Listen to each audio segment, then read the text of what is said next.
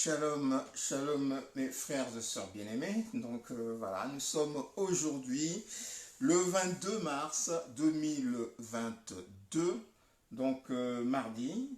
Nous sommes devant notre écran pour entendre le Seigneur nous parler, pour recevoir des instructions de notre Seigneur, comme tous les mardis, jeudis et samedis. Mardi, jeudi de 19h à 20h30 et samedi matin, donc le Shabbat. Donc voilà, nous sommes là au rendez-vous. Le Seigneur est déjà là, il nous a devancés comme d'habitude. Il prend toujours de l'avance parce que lui, il est fidèle. Lorsqu'on a pris de rendez-vous, on a pris en fait on a fait une alliance avec le Seigneur, on a pris rendez-vous, lui, il nous dévance. Il est toujours là. Amen. Il est toujours là. Puisqu'il donne sa parole et il accomplit sa parole. Notre Dieu est fidèle. Fidèle dans le détail et fidèle dans le grand de choses. Donc dans les détails, c'est-à-dire dans les petites choses et dans les grandes choses, il est fidèle. Il est infiniment fidèle. Alléluia.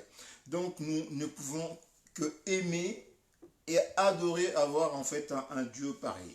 Donc voilà, nous allons prier, remercier le Seigneur pour cette grâce qu'il nous accorde ce soir encore d'être là. Nous allons demander au Seigneur de nous parler. Amen. De nous parler, que cet instant vraiment soit pour sa gloire, que ça soit pour sa gloire. Nous sommes en lui. Nous sommes en lui.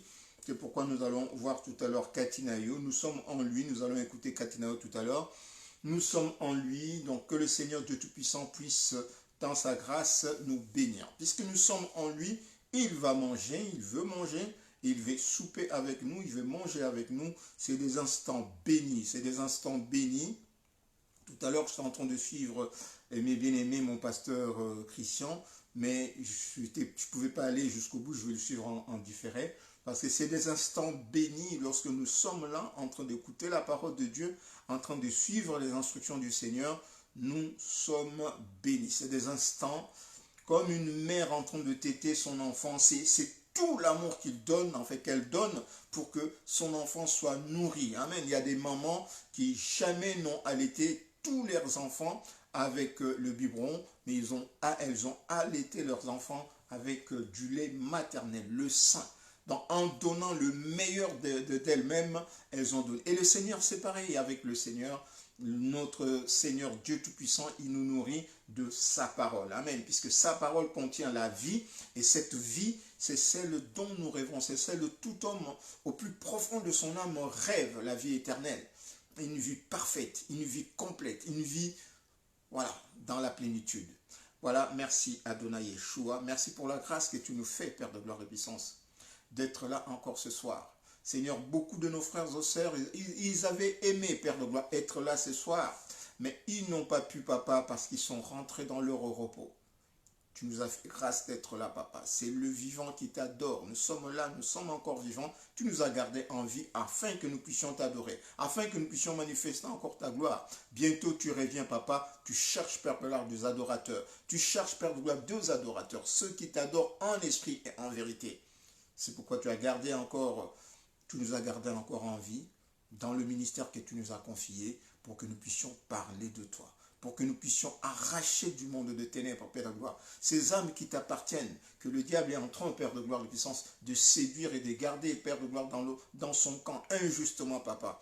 Et pourtant, c'est des âmes que tu as créées à ton image. Et tu nous donnes, Père de gloire, d'aller parler à ces âmes, afin que ces âmes sortent, Père de gloire, du monde de ténèbres, que ces âmes sortent, Père de gloire, de la prison, de la chair, de la matière, et qu'elles viennent dans la liberté de l'esprit. Parce que tu les as prédestinés, Père de gloire, tu les as prédestinés à la vie éternelle en toi.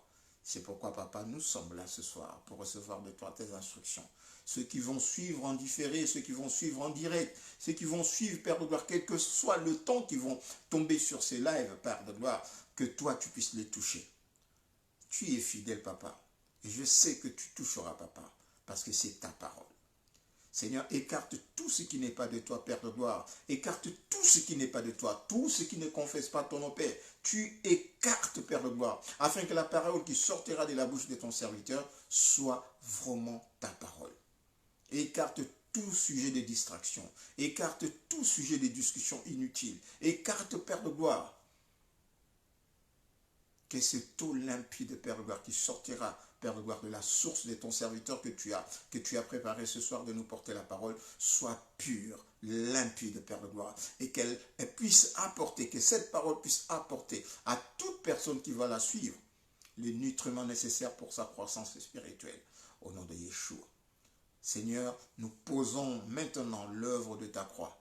Seigneur, tu nous as dit que l'œuvre de la croix, c'est une œuvre totale, parfaite, complète, que nous ne pouvons rien faire sans nous référer à cette œuvre-là. Père, nous invoquons le sang qui est avancé sur la croix à Golgotha, afin que ta justice puisse, Père de gloire, manifester ta gloire en ce moment. Tu as dit, Père de gloire, que les choses se feront non pas comme nous voulons, non pas par notre force, non pas par notre pensée, mais selon toi, Yeshua. C'est pourquoi, selon toi, Adonai Yeshua, tu veux, Père de gloire, tu nous donnes des instructions afin que nous puissions faire nos choix selon toi, Yeshua. Car tu as dit, Père de gloire, je mets devant vous la vie et la mort. Tu nous précises de choisir la vie afin que nous puissions vivre longtemps, afin que nous puissions prolonger notre vie dans le pays, le royaume que tu vas nous donner. Au nom de Yeshua, merci pour cette grâce. Seigneur de gloire, j'exhorte mes bien-aimés. Nous exhortons nos bien-aimés, moi et mon épouse, unis, Père de gloire, comme un seul homme, avec tous les bien-aimés, Père de gloire, dans ton corps. Père, nous nous exhortons, Père de gloire, et nous exhortons ceux qui ne te connaissent pas encore, et nous exhortons ceux, Père de gloire, qui faiblissent, afin qu'ils puissent se relever, Père de gloire, et marcher promptement, Père de gloire, vers ton royaume. Tu reviens bientôt, papa. Tu cherches un peuple qui soit fidèle, que tu trouveras, Père de gloire, de puissance, fidèle, être là, pur, sans tache, papa. Merci. Merci pour ta patience. Merci pour la grâce que tu nous accordes, Père de gloire. Merci pour ton pardon que tu ne cesses de nous accorder lorsque nous nous tournons vers toi, malgré nos péchés. Mais plaise au ciel, Père de gloire, que nous puissions nous tenir dans la vérité, Yeshua.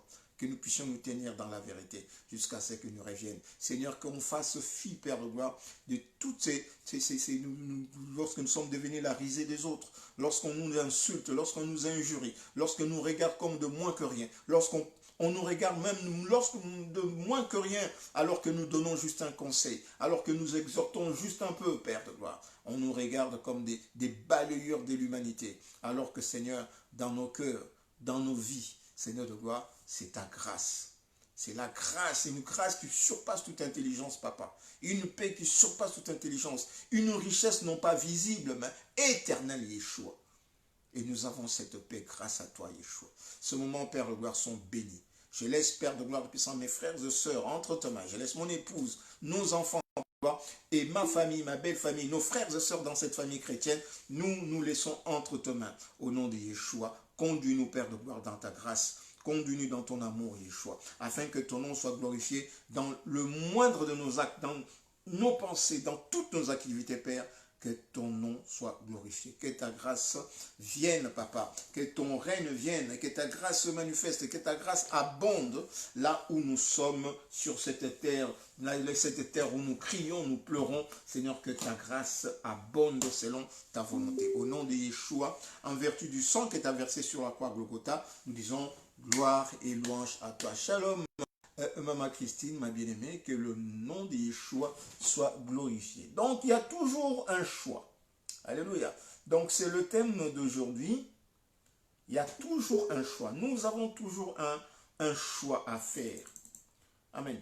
Nous avons toujours un choix à faire. Je suis en train d'allumer mon ordinateur. Nous avons toujours un choix à faire. Et de ces choix, qui va nous porter à la gloire de Dieu. En fait, ces choix est pour la gloire du Seigneur Yeshua, notre Maître. Alléluia. Donc, en attendant, nous allons, pendant que nous allons commencer à nous inviter les uns les autres, on va mettre cette chanson. Alléluia.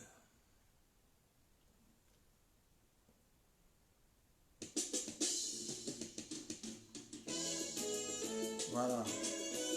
Avec le groupe Gaël, du feu Alain Moloto et tous les autres, Maman Atoms, Papa Atoms, Maman Atoms et tous les autres, dans l'ancien Gaël. Je ne connais pas tous les autres, mais bon, je connais la sœur Nadège, Maman, Papa Atoms et tous les autres. Et Yahweh, tu es ma source, tu es ma puissance, tu es ma profondeur. Donc pendant ces temps-là, nous partageons. Pendant ces temps, nous partageons.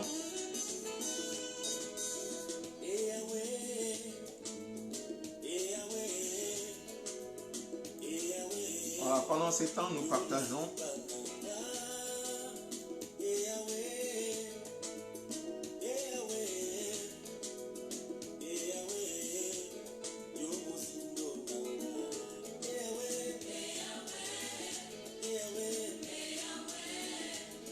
Alléluia.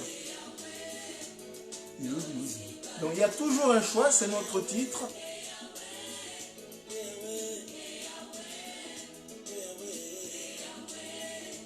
Il y a toujours un choix à faire. Alléluia.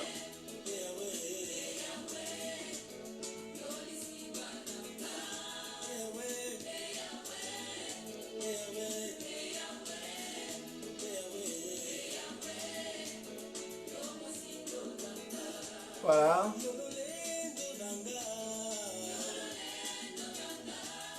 Donc, shalom Maman Annie, que le Seigneur te bénisse ma soeur Annie. Shalom Annie Grace. Shalom Maman Chantal, ma soeur Chantal, que le Seigneur nous bénisse. Donc partagez ces lives. Il y a quelqu'un qui sera béni, il y a quelqu'un qui sera béni au travers de ces lives. Alléluia. Voilà, il y a toujours un choix.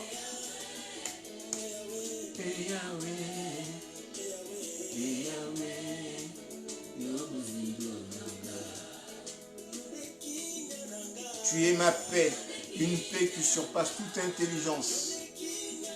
Alléluia. Tu es Jéhovah Shalom.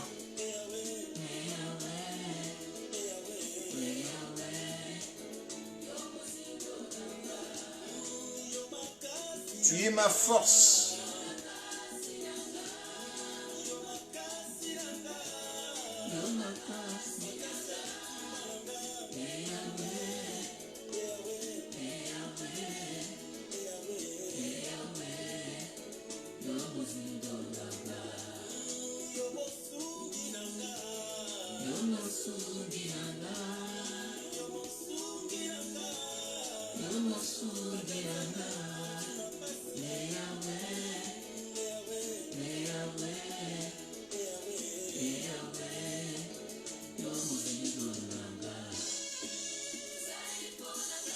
Voilà, que le Seigneur soit glorifié et béni.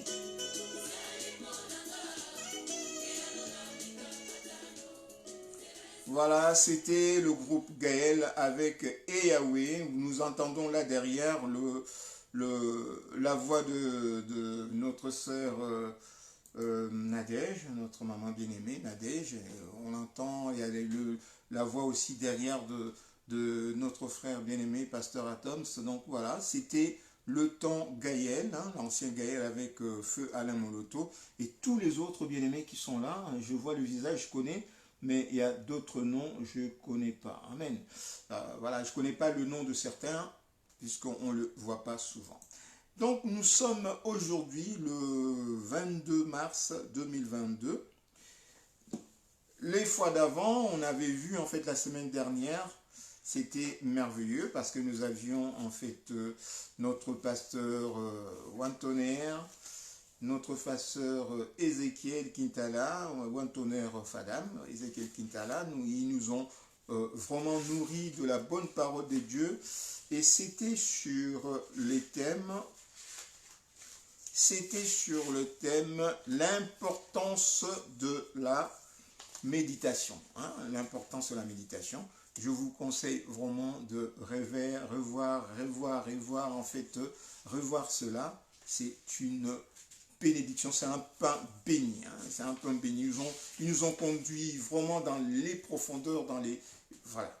C'est pourquoi des fois j'aime bien, en fait, il y a des personnes qui sont... Des fois qu'on regarde comme ça, mais il faut les approcher. Hein. Il faut les approcher. Vous voyez, en fait, dans ce monde, hein, nous rencontrons des gens que nous ne connaissons pas.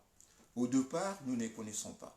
Je me dis, moi et mon épouse, nous étions de parfaites inconnus. Hein, des parfaits inconnus, on ne se connaissait pas. Dans sa jeunesse, elle n'a pas connu Justin, moi non plus. Mais on se rencontre un jour. Nous savons qu'aujourd'hui, nous comprenons que Dieu avait prévu, depuis avant la fondation du monde, il avait prévu de choses, il avait prévu de personnes qui vont aller ensemble, des personnes qui vont, voilà. Et au temps marqué, Dieu fait rencontrer pour sa gloire ces personnes et pour marcher. Peut-être Pierre, Paul, au moment, il était ennemi des chrétiens. Mais au temps marqué, Paul est devenu l'un de fervents chrétiens qu'aujourd'hui, nous prenons en fait pour modèle de foi. Amen. Donc, nous sommes dans un monde où nous avons tout autour de nous de personnes inconnues. Les gens que nous connaissons aujourd'hui, que nous côtoyons aujourd'hui, c'est des personnes qui étaient inconnues hier. Amen. On te parlera, je ne le connais pas. Tu ne le connais pas. Mais aujourd'hui, c'est une personne qui est devenue intime. Et c'est une personne qui est devenue même, en fait, voilà, une inséparable. Et aujourd'hui, il y a certains qui disent, voilà, pire ngaï, c'est omoni ngaï. Donc que tu le vois, tu me vois. Donc voilà, c'est la vie qui est comme ça, c'est l'existence que Dieu a créé les hommes pour qu'ils soient ensemble, pour qu'ils puissent vivre ensemble. On n'a pas été créé pour vivre dans son coin, mais ensemble. Et c'est justement l'amour fait que c'est l'amour de Dieu qui doit permettre cette vie ensemble. Alléluia. Dieu a posé l'amour pour que cet amour justement fasse que nous puissions être ensemble. Et l'amour de Dieu exprimé par son sang, par l'œuvre de la croix, parce que le sang circule dans tous les corps. Le sang touche chaque membre du corps. Il n'y a aucun membre du corps qui n'est pas touché par le sang d'Yeshua. Si un membre du corps n'est pas touché par son sang, c'est que ce membre du corps ne lui appartient pas. Or, le sang, c'est l'expression de la vie. Or, la vie, c'est l'expression de l'amour de Dieu. Alléluia. Donc, c'est pourquoi Dieu Yeshua, notre maître, insiste sur l'amour. Lorsque vous vous aimez, hein, comme moi je vous ai aimé, comment? Sur la croix, alors le monde verra que vous êtes mes disciples. Donc si nous nous aimons, nous nous donnons le meilleur de Dieu. Non pas le meilleur de nous, mais le meilleur de Dieu qui nous a créés et qui veut que nous puissions vivre ensemble. Alléluia. Donc voilà la pensée de Dieu en ce qui concerne la vie communautaire. Alléluia. Et dans cette vie communautaire, nous ne regardons pas les autres comme inférieurs à nous. Et nous ne regardons pas non plus les autres comme supérieurs à nous. Amen. Si nous regardons les autres comme supérieurs à nous, c'est que nous sommes inférieurs. Si nous regardons les autres comme inférieurs à nous, c'est que nous sommes supérieurs. Or, devant Dieu, nous sommes tous au même pied d'égalité.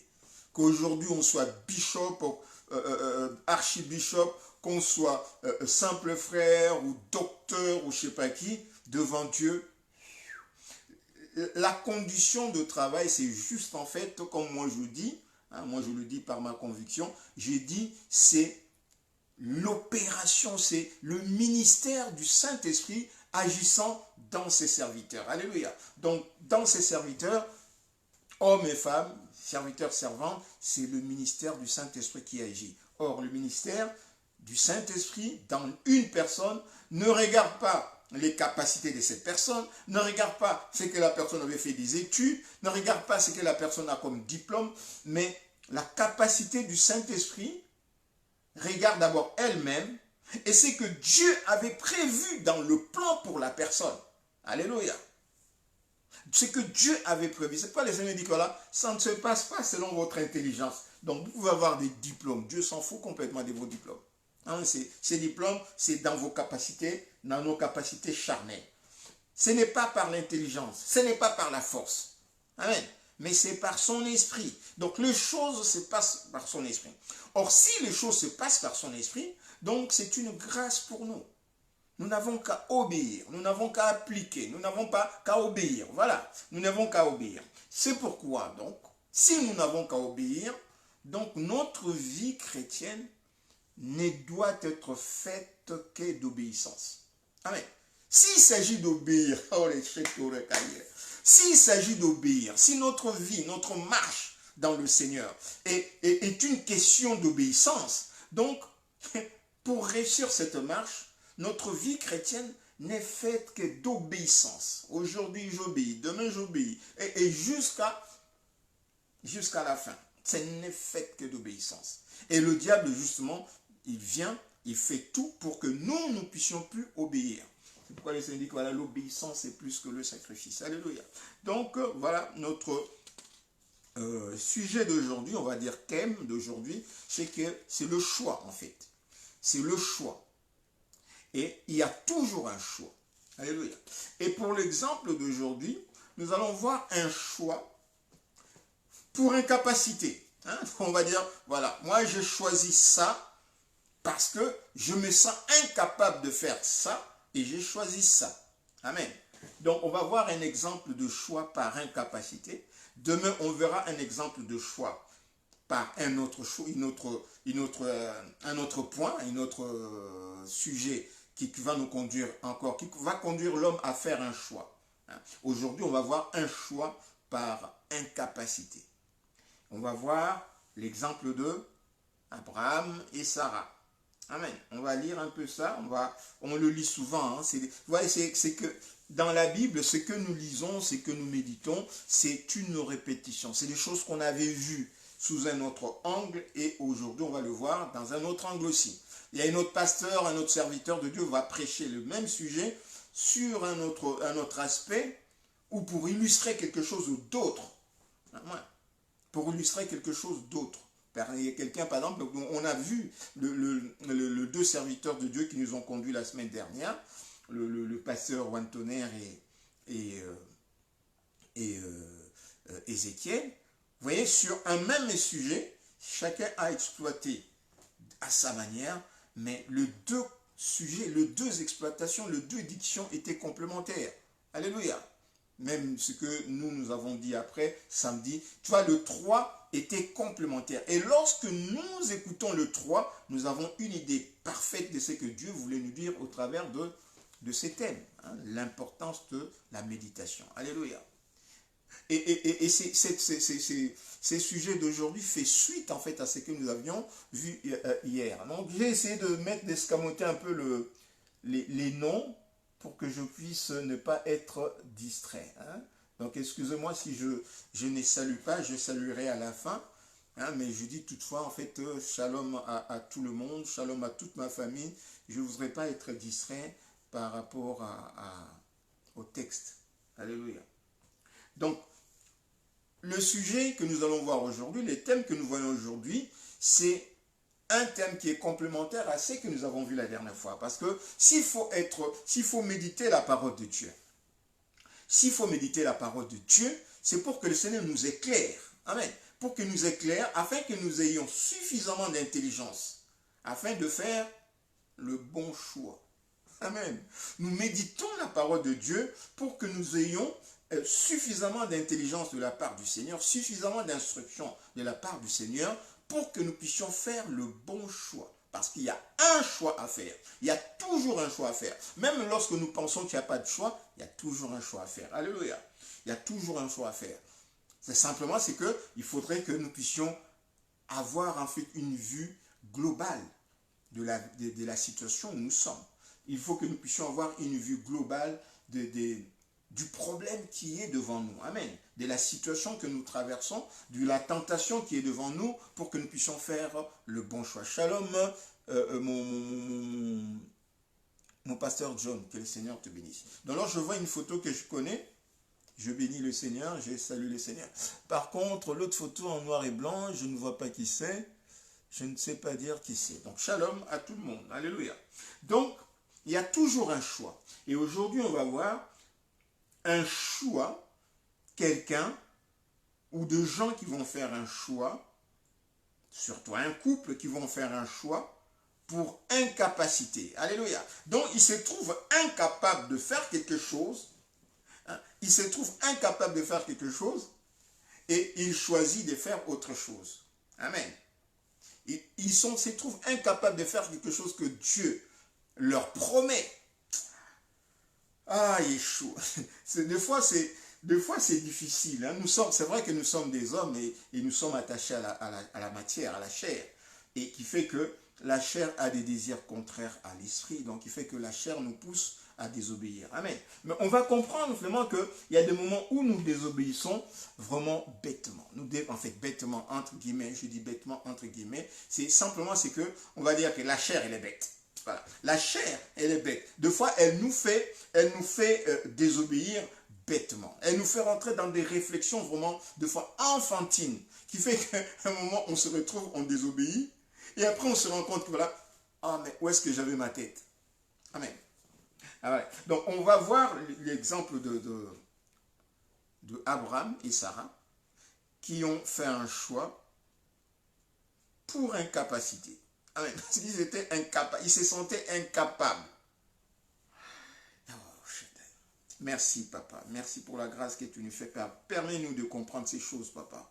Permets-nous de comprendre ces choses et de savoir que tu es le Dieu Tout-Puissant, que tu n'aimes point, Seigneur. Tu y es extrêmement fidèle. Ce que tu dis, tu l'accomplis, papa. La Bible nous dit, Père, que tu nous dis dans ta Bible que tu n'es pas un homme pour mentir, ni un fils d'homme pour te repentir. Ce qui sort de ta bouche, papa, s'accomplit. Tu dis, Père de gloire, la parole qui sort de ta bouche, c'est comme la pluie, Père de gloire, lorsqu'elle tombe, elle ne revient pas à toi, Père de gloire, sans avoir accompli ce pour lequel elle a été envoyée. Père de gloire, lorsque la pluie tombe, nous voyons, Père de gloire, la verdure, nous voyons l'agriculture pousser, nous voyons des fruits pousser, nous voyons toutes ces choses. Et ta parole, lorsqu'elle vient dans l'univers, lorsqu'elle rentre vers toi, elle rentre en forme de louange. Ceux qui ont été touchés par ta parole, bénis par ta parole, ils tournent le regard vers toi pour te bénir. Seigneur, ce soir, nous sommes là pour entendre ta parole. Alléluia. Amen.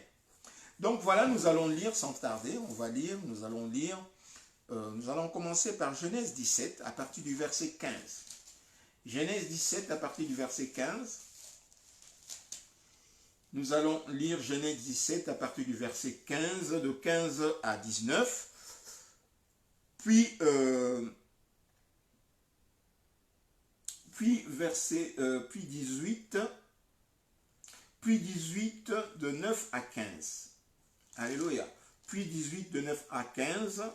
Et puis après, Genèse 21 de 1 à 7. C'est ces trois passages que nous allons lire. Alléluia. Donc je lis pour la gloire de Yeshua, notre maître. Amen. Genèse 17 de 15 à 19. Je lis. Dieu dit à Abraham, « Certainement Sarah, ta femme, t'enfantera un fils, et tu l'appelleras de nom de Isaac. J'établirai mon alliance avec lui, comme une alliance, à partir de 15, je disais. Dieu dit à Abraham, tu ne donneras plus à Saraï, ta femme, le nom de Saraï, mais son nom sera Sarah. Je la bénirai, et je te donnerai d'elle un fils, et je la bénirai, et elle deviendra de nations. Des rois des peuples sortiront d'elle. Abraham tomba sur sa face et il rit. Amen. Donc, il n'y a pas seulement Sarah qui avait ri, mais Abraham aussi avait ri. Amen. Et il rit et il dit en son cœur, naîtrait-il un fils à un homme de 100 ans, Sarah âgée de 99 ans, enfantera-t-elle? Abraham dit à Dieu, ô qu'Ismaël vive devant ta face. Dieu dit, certainement, Sarah ta femme, donc certainement, c'est-à-dire que d'une manière certaine, de façon sûre,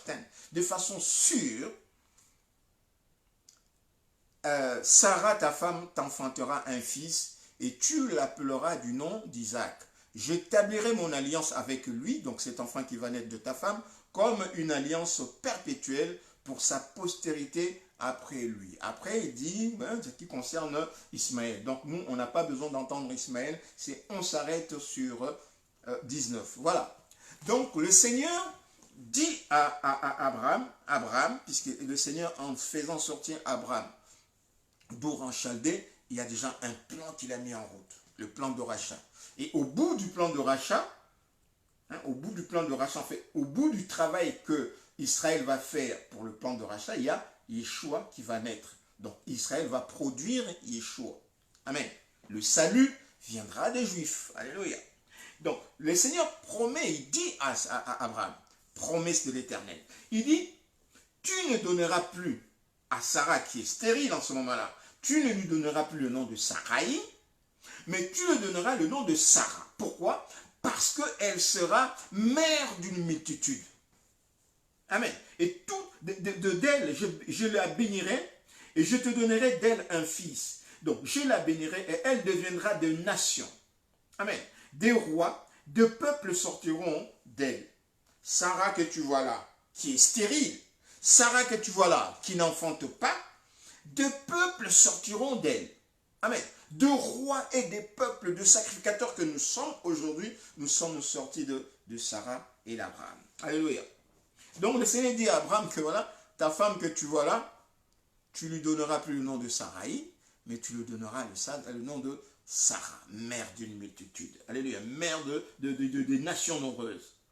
Et Abraham tomba sur sa face et il rit. Amen. Non, il a rigolé, il dit, mais non, mais qu'est-ce qu'il raconte cet homme? C'est Dieu tout-puissant. Qu'est-ce qu'il dit? Qu'est-ce qu'il dit? Il tomba sur sa face et il rit. Et il dit dans son cœur, naîtra-t-il un fils? Naîtra-t-il un fils à un homme de 100 ans?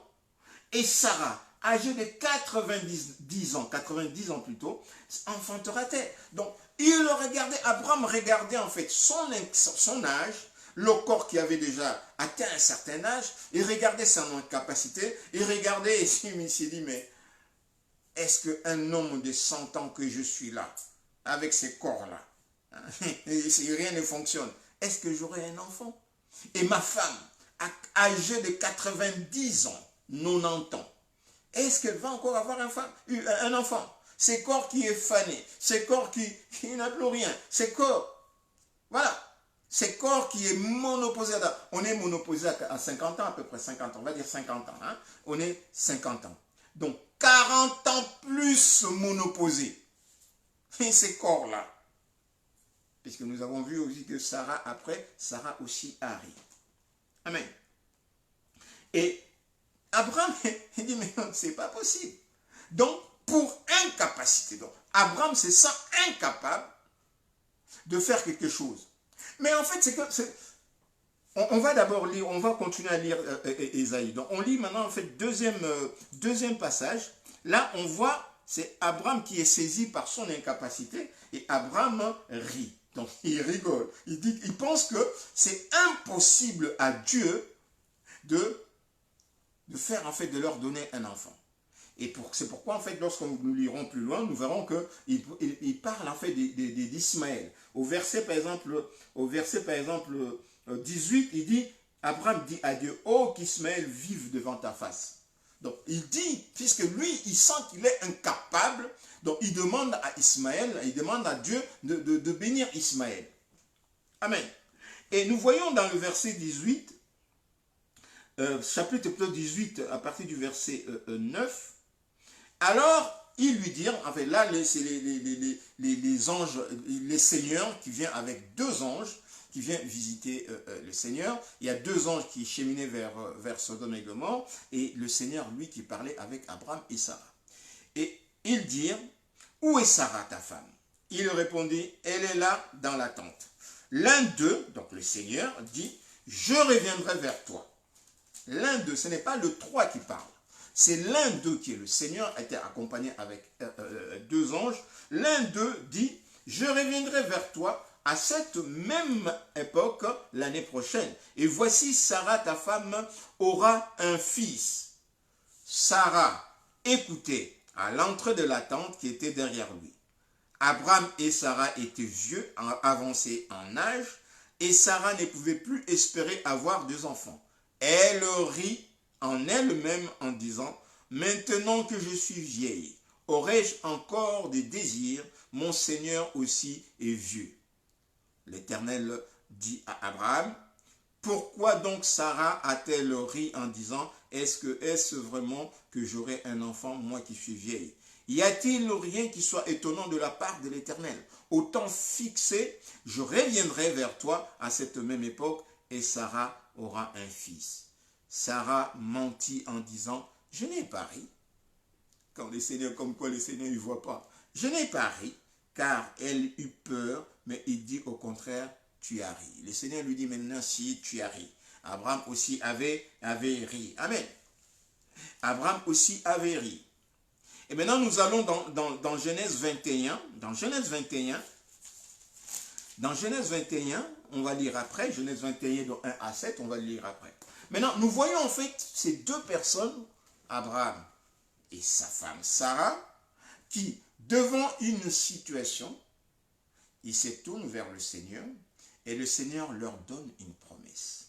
Le Seigneur Dieu Tout-Puissant, le Créateur du ciel et de la terre, qui donne une promesse. Nous avons dit, en fait, dans la semaine d'avant, nous avons dit que une promesse, c'est une parole de Dieu qui est appelée, que parole que Dieu donne. Et cette parole, Dieu s'engage à l'accomplir. Alléluia. Donc, une promesse, c'est une parole prophétique. Alléluia. Une promesse, c'est une parole prophétique. Dieu donne la parole et cette parole va s'accomplir. Alléluia. Cette parole va s'accomplir. Alléluia. Cette parole va s'accomplir. Donc, qui donne, puisque Dieu s'engage à accomplir sa parole, donc, le fait que Dieu s'est engagé lui-même à accomplir cette parole, donne à cette parole, à cette promesse, une puissance prophétique, donc une puissance d'accomplissement sûre et certaine. Maintenant, en fait, nous regardons Abraham et Sarah dans cette situation. Deux personnes qui se tournent vers le Seigneur, ils espèrent quelque chose au Seigneur, mais en fait, ils regardent leur état, ils regardent leur incapacité, ils regardent leur impossibilité, on va dire factuelle, hein, circonstancielle, puisque c'est des circonstances. C'est une circonstance temporelle. Alléluia. Et lorsqu'ils voient ces choses, ils se disent qu'ils ne pourront pas avoir d'enfants.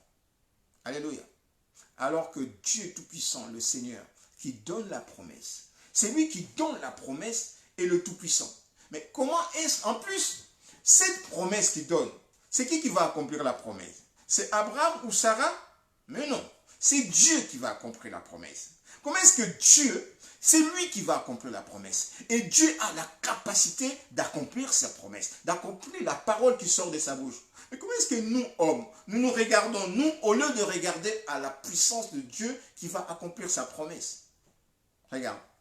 Amen. Donc, par rapport à notre incapacité, par rapport à nos limites, nous limitons aussi le Seigneur. Par rapport à nos impossibilités, nous regardons nos impossibilités et nous disons que, Seigneur, je ne peux pas. Mais Dieu dit que voilà, moi, je reviendrai à la même époque. Lui aura un fils. C'est-à-dire, ce n'est pas elle qui va faire qu'elle ait un fils, mais c'est moi qui viendra avec le fils et je lui donnerai. Alléluia. Et c'est cette situation qui a fait que, si nous remontons en fait au chapitre 16, au verset de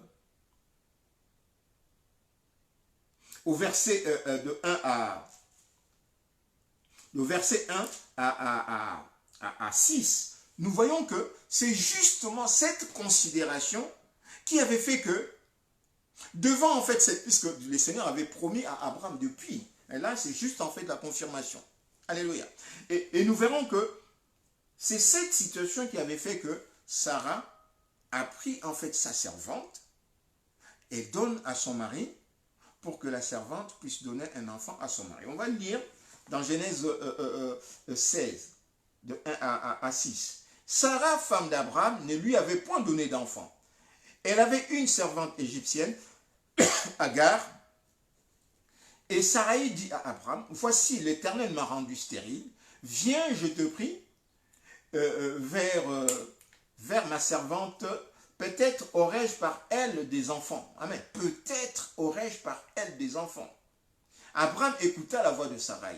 Alors Sarai, femme d'Abraham, prit Agar, l'Égyptienne, sa servante, et la donna pour femme à Abraham, son mari, après qu'Abraham eut habité 10 années dans le pays de Canaan.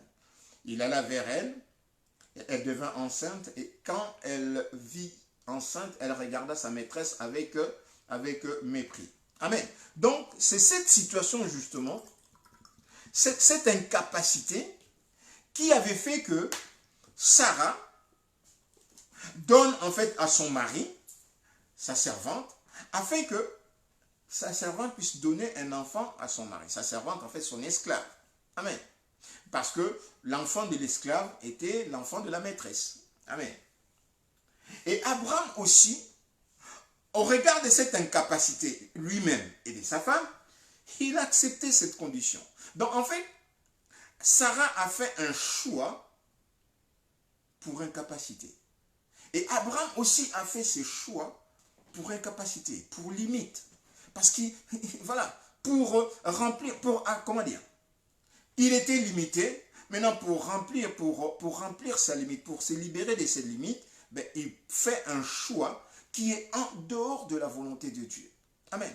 Qui est en dehors, complètement en dehors de la volonté de Dieu. Parce que Dieu promet à Abraham, tu auras un enfant par ta femme.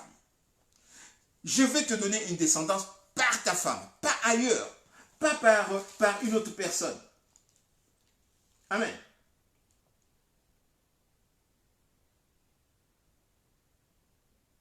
Amen.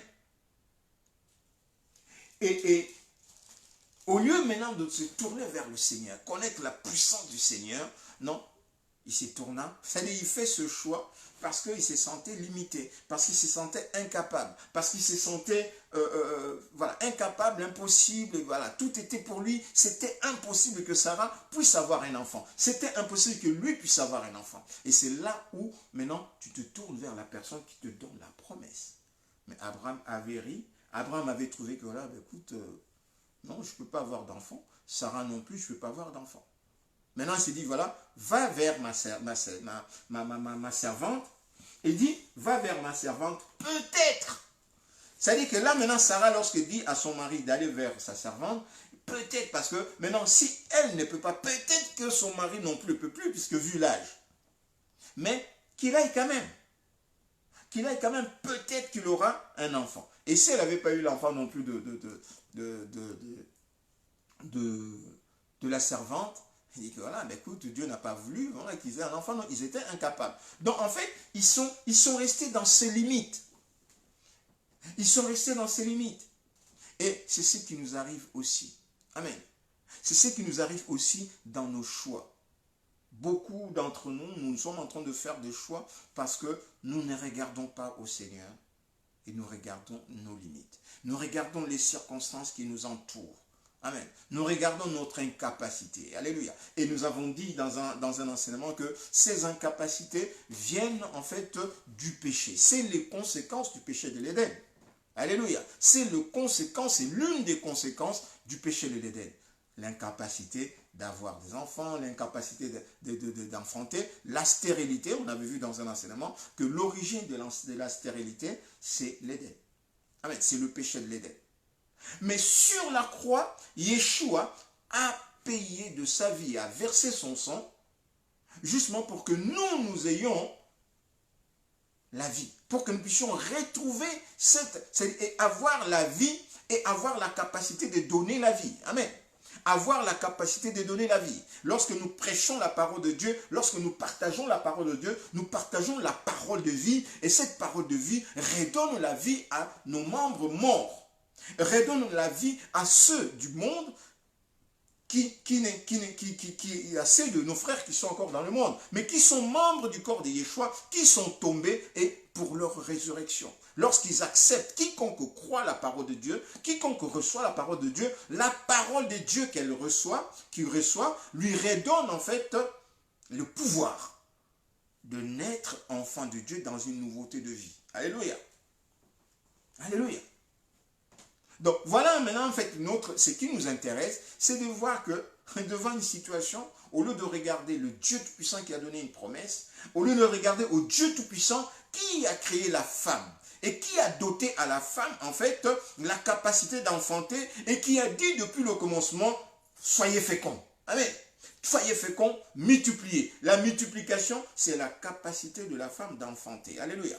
C'est Dieu-là qui a créé par sa parole et qui a donné à l'homme sa parole. Donc, il est dans sa parole, comme nous le disent les Écritures, pour accomplir sa parole. Alléluia. Donc, nous devons maintenant faire quoi? Nous devons nous tourner vers le Seigneur, Dieu Tout-Puissant qui a donné la parole. Alléluia. Nous devons savoir que la parole de Dieu que nous lisons, que nous méditons, est une parole prophétique. Et lorsque nous avons devant nous un choix à faire, lorsque nous sommes devant nous, il y a une tentation, puisque là, en fait, lorsqu'il se pose un choix, lorsqu'il y a un choix qui se pose devant nous, que nous devons choisir, la tentation est là, ou la distraction est là. La tentation, la distraction est là pour nous faire dévier, c'est-à-dire pour nous faire tourner, en fait, la tête vers la tentation. Amen. Afin que nous puissions être amorcés par la tentation. Il y a beaucoup de choses qui sont là tout autour de nous et il y a une distraction, il y a un sujet, il y a un buzz, un truc comme ça qui va nous faire tourner la tête sur quelque chose et qui va nous distraire. Et pendant cette distraction, nous tombons en fait sur la tentation. Alléluia. Nous choisissons en fait ce qu'il ne fallait pas, puisque la distraction nous donne à réfléchir sur des choses temporelles, sur nos capacités, incapacités, sur nos limites, sur, voilà, il n'a pas fait des études. Voilà, comme on disait tout à l'heure avec ma sœur Régine, Diane. Alléluia. C'est-à-dire que même lorsque nous amorçons en fait, si Dieu en fait met devant nous un mari, une femme, amen. Si nous sommes conscients que le Seigneur le met devant nous, surtout une personne qui va rencontrer un homme ou un homme qui va rencontrer une femme, qui se base déjà sur le fait en fait que la femme n'a pas beaucoup étudié, que l'homme n'a pas beaucoup étudié, que l'homme n'a pas beaucoup d'argent, que la femme n'a pas beaucoup d'argent, mais tu entres dans ces mariages avec l'esprit déjà. Amen. Dans quel esprit tu rentres dans ces mariages? Dans quel esprit tu rentres en fait dans cette alliance? Amen. Et c'est là où beaucoup d'entre nous sont en train de faire des erreurs. Alléluia. C'est-à-dire que, bon, c'est vrai, hein, c'est un choix. Hein, chacun fait son choix. Lorsqu'on on a fait des études, on a été, je sais pas, on a été président directeur d'une société, on va choisir une femme dans les niveaux où tu travailles, une femme très intelligente et tout. Mais le problème en fait qui se pose, et j'allais demander à cette sœur-là, c'est un choix que tu fais. Mais c'est un choix au regard des choses matérielles. On verra ça en fait. Mais maintenant, lorsque tu as été avec une femme, hein, tu étais pauvre. Hein, tu étais pauvre, cette femme-là, qui n'a pas fait beaucoup d'études, mais elle avait suffisamment d'argent, tu as souffert avec elle, elle a travaillé, elle t'a aidé pour que tu puisses... Voilà. Tu as commencé avec cette femme, vous avez commencé sur rien, avec rien. Et tu as progressé jusqu'à devenir PDG. Et c'est pourquoi beaucoup d'hommes sont en train d'abandonner leurs femmes. Ou beaucoup de femmes sont en train d'abandonner leurs hommes. Pourquoi? Parce que elle a oublié, ou il a oublié, là où ils ont commencé. Et maintenant, lorsqu'il est devenu maintenant PDG, il est devenu grand, il est devenu homme d'État, président, je ne sais pas comment, et avec beaucoup d'argent, il commence à minimiser sa femme. Pourquoi? Parce que moi j'ai fait des études, parce qu'elle n'est plus de mon niveau, parce qu'il me faut une femme de ministère. Même dans nos communautés, hein, il me faut une femme de ministère, parce qu'elle ne médite pas assez, elle ne prie pas assez, elle n'a pas le... Et voilà, ça fait que... Alors, dans des réflexions comme ça, on n'aide pas. Amen. On n'aide pas. Il faut, lorsqu'on veut donner en fait un conseil à des couples, il faut ratisser large. Sur un sujet, tu ne veux pas pointer comme ça, ouais, mais non, il faut comme ça, une femme, on ne peut pas vivre avec une personne qui n'a pas étudié et tout, non, non. Non, il faut ratisser large. Il y a des situations que le Seigneur met devant les gens où, voilà, le Seigneur peut te donner une personne, cette personne, mais des fois, en fait, la grâce qui a fait que tu puisses arriver à ces niveaux-là, où vous avez commencé sur rien, c'est peut-être cette femme-là. Pas peut-être, c'est cette femme-là. Pendant qu'elle est en train de mettre ses genoux au sol, toi, tu progresses. Maintenant, tu arrives au sommet, ce n'est plus elle. Mais alors que la base, c'est elle qui est à la base de tout ça. Et lorsque tu fais ça, la plupart des situations, lorsqu'ils font ça, quelques temps après, ils vont revenir voir cette femme malheureuse. Voilà, ils ont tout perdu. Deux fois, c'est trop tard. Alléluia. Donc, ne commettons pas cette erreur de faire des choix par incapacité ou au regard des circonstances. Amen, on va voir. Amen. On va voir. Et là, maintenant, on va lire Genèse 21, 1 à 7. Genèse 21, 1 à 7, quand Dieu donne une parole, il l'accomplit. Genèse 21, plutôt 1 à 7, on nous dit par l'art du Seigneur, l'Éternel se souvint de ce qu'il avait dit. Amen. L'Éternel se souvint de ce qu'il avait dit. Ça veut dire que l'Éternel se souvint de sa parole. Alléluia. Puisqu'il avait dit, c'est une parole qu'il avait donnée. L'Éternel se souvint de ce qu'il avait dit à Sarah. Et l'Éternel accomplit pour Sarah ce qu'il avait promis. Alléluia. Sarah devint enceinte et elle enfanta un fils à Abraham dans sa vieillesse, au temps fixé dont Dieu lui avait parlé, l'année prochaine. Amen. Abraham donnant le nom d'Isaac au fils qui lui était né, que Sarah lui avait enfanté. Abraham circoncis son fils Isaac, âgé de 8 jours, comme Dieu le lui avait ordonné. Abraham était âgé de 100 ans à la naissance d'Isaac, son fils. Alléluia. Et Sarah dit, Dieu a fait de moi un objet de risée, quiconque l'apprendra rira de moi. Maintenant, lui, il avait ri avant, le fait qu'il n'allait pas tomber. Maintenant qu'elle est tombée enceinte, il dit que, comme elle est vieille, dans sa vieillesse, elle a eu un enfant, les gens vont se moquer de lui, d'elle plutôt, parce qu'elle a eu un enfant de la vieillesse. Mais les femmes, je ne sais pas comment vous... Le Seigneur te dit que tu auras un enfant, tu rigoles. Oui, c'est pas possible. Maintenant, tu as un enfant, tu rigoles. Ouais, les gens ils vont se moquer de moi. Mais non. Sarah était quand même un cas. C'est pourquoi Abraham ne lui avait pas dit comment le Seigneur lui avait demandé d'aller immoler en fait l'enfant. Il ne lui a pas dit. Parce qu'il savait Sarah c'était une femme assez exigeante. Amen. Donc, Abraham donna le nom d'Isaac au fils qui lui était né, que Sarah lui avait enfanté. Abraham circoncit son fils. Et que comme Dieu le lui avait ordonné, Abraham était âgé de 100 ans à la naissance d'Isaac son fils, et Sarah dit, Dieu a fait de moi un objet de risée. Quiconque l'apprendra rira de moi. Elle ajouta, qui aura dit à Abraham, Sarah allaitera des enfants. Cependant, je lui ai enfanté un fils dans sa vieillesse. Alléluia. Donc, Dieu, lorsqu'il dit quelque chose, il l'accomplit. Amen. Il l'accomplit. Il y avait la parole de Dieu. Il y avait la parole de Dieu, il y avait la promesse de Dieu, mais nous sommes en train de passer, à l'exemple d'Abraham, nous sommes en train de passer notre temps à regarder notre incapacité. Alléluia. À regarder notre incapacité qui est le résultat du péché. Regardez qui est le péché de l'Éden. Hein? Ce n'est pas parce qu'Abraham et Sarah avaient fait quelque chose. C'est par rapport au péché de l'Éden. Amen. Ce que nous vivons, la condition humaine dans laquelle nous vivons, c'est au péché, c'est conséquente au péché de l'Éden.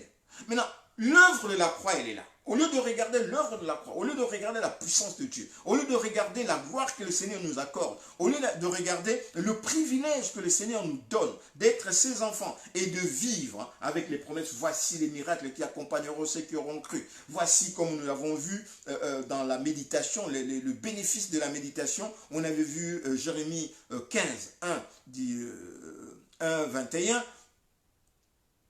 Si tu sépares ce qui est précieux de ce qui est vide, tu deviendras comme la bouche de Dieu. Nous avons vu en fait les promesses que le Seigneur donne à ses serviteurs, à ses servantes. Ces promesses, donc des paroles prophétiques que le Seigneur donne à ses serviteurs, ces paroles qui doivent s'accomplir. Et nous connaissons la fidélité du Seigneur. Nous connaissons la grâce du Seigneur. Donc nous savons de manière sûre et pertinente que la parole de Dieu aura lieu, s'accomplira. Et les mondes de ténèbres, et les diables et le mensonge, le menteur, le diable et ses anges déchus, des démons, ils viennent nous tromper, ils viennent nous mentir pour que nous puissions nous distraire et tourner nos regards de l'autre côté. Amen. Et qu'est-ce que nous faisons? Effectivement, nous oublions. Et là, nous parlons de nous en tant que serviteurs de Dieu. Nous oublions, nous regardons, en fait, ce n'est pas que nous oublions. Nous abandonnons le Seigneur et nous nous tournons vers les choses temporelles.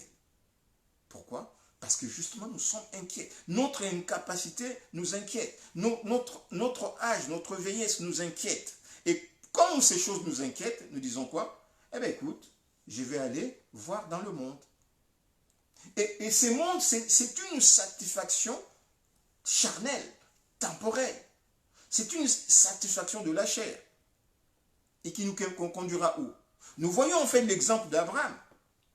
C'était une satisfaction charnelle. Et tout de suite après, dès la naissance d'Ismaël, il commençait à avoir des problèmes dans le couple Sarah et Abraham. Amen. Même avant la naissance de l'enfant, lorsque Agar commençait à avoir son ventre gonflé, elle commençait à dénigrer Sarah. Elle commençait à regarder Sarah comme si Sarah était une pestiférée, comme si Sarah était une incapable. Elle commençait à regarder Sarah comme ça. Et Sarah commençait à voir, c'est-à-dire que la désobéissance de Sarah et Abraham a engendré un problème dans leur famille qui fait qu'il n'y avait plus la paix dans cette famille. Amen. Pendant un moment, il n'y avait plus la paix. À la naissance, peut-être, elle se disait, gardez encore l'enfant, parce qu'on ne pouvait pas renvoyer l'enfant comme ça, et garder encore plutôt la mère enceinte, Agar, elle a gardé. Mais à la naissance, les choses étaient devenues pires. Étaient devenues pires, de sorte que, à un moment, Sarah était obligée de demander à Abraham de renvoyer Agar,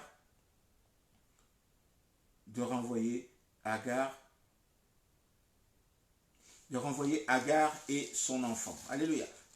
Même avant, on le lit même, c'était avant même que avant même que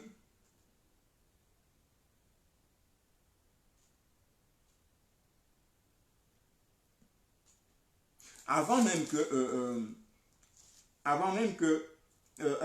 puisse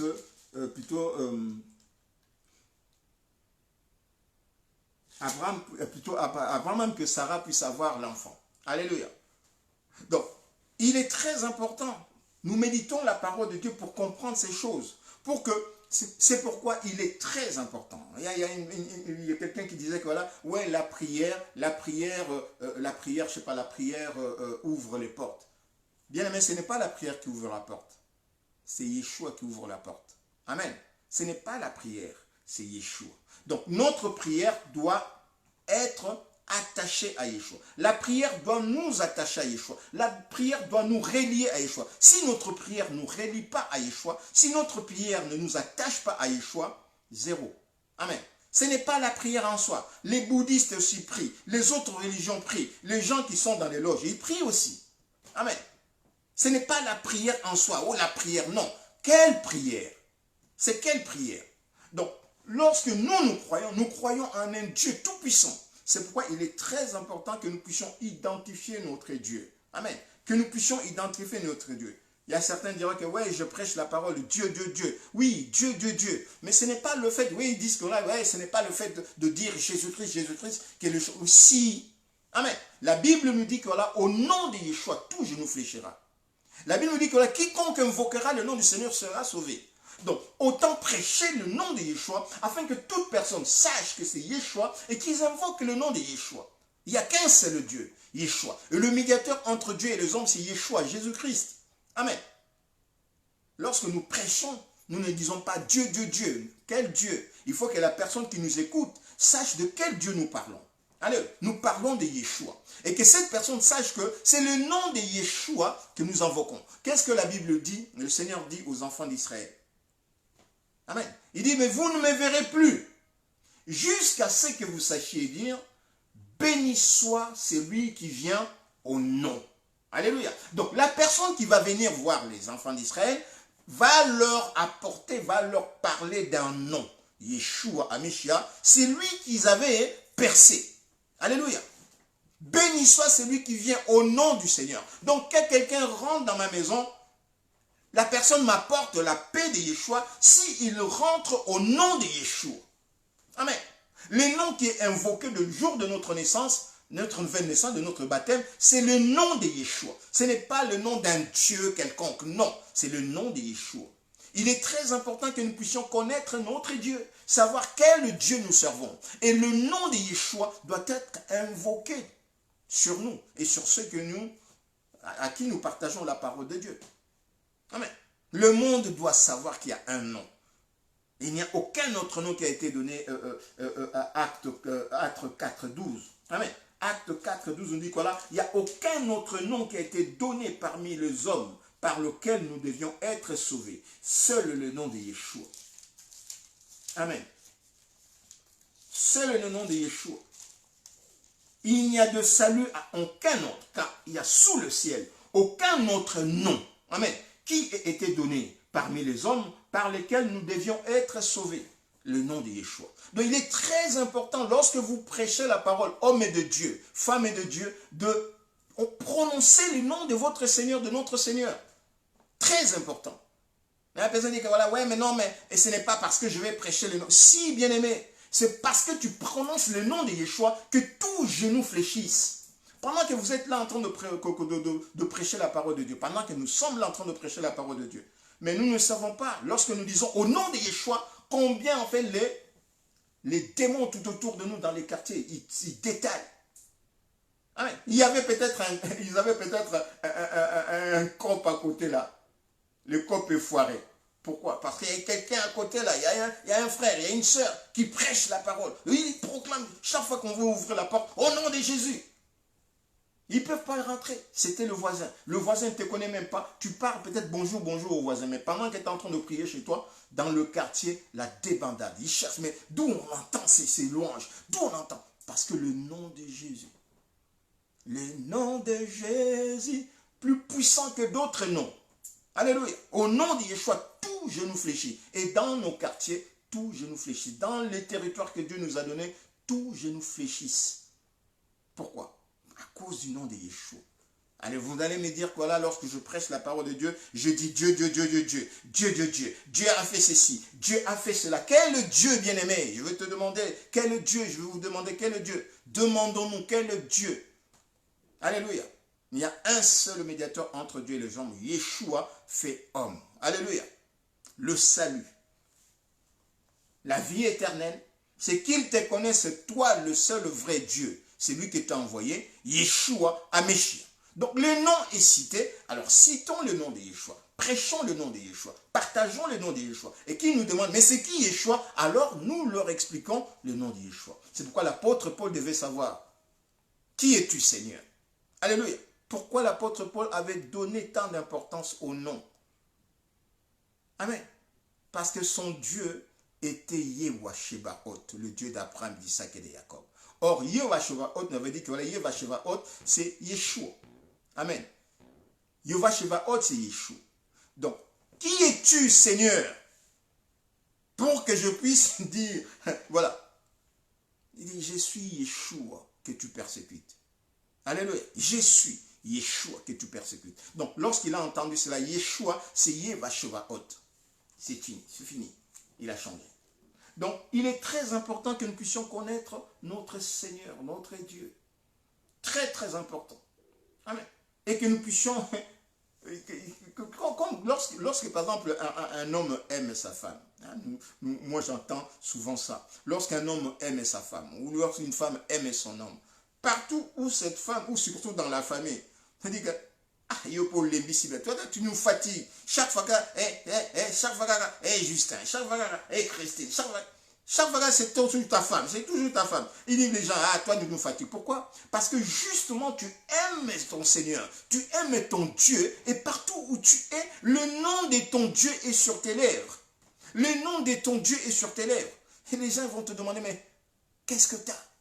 C'est Yeshua. Amen, c'est Yeshua, c'est mon époux.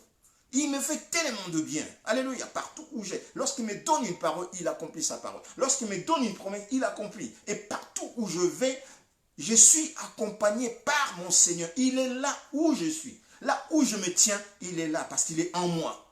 Et pourquoi tu ne parleras pas de ces dieux-là?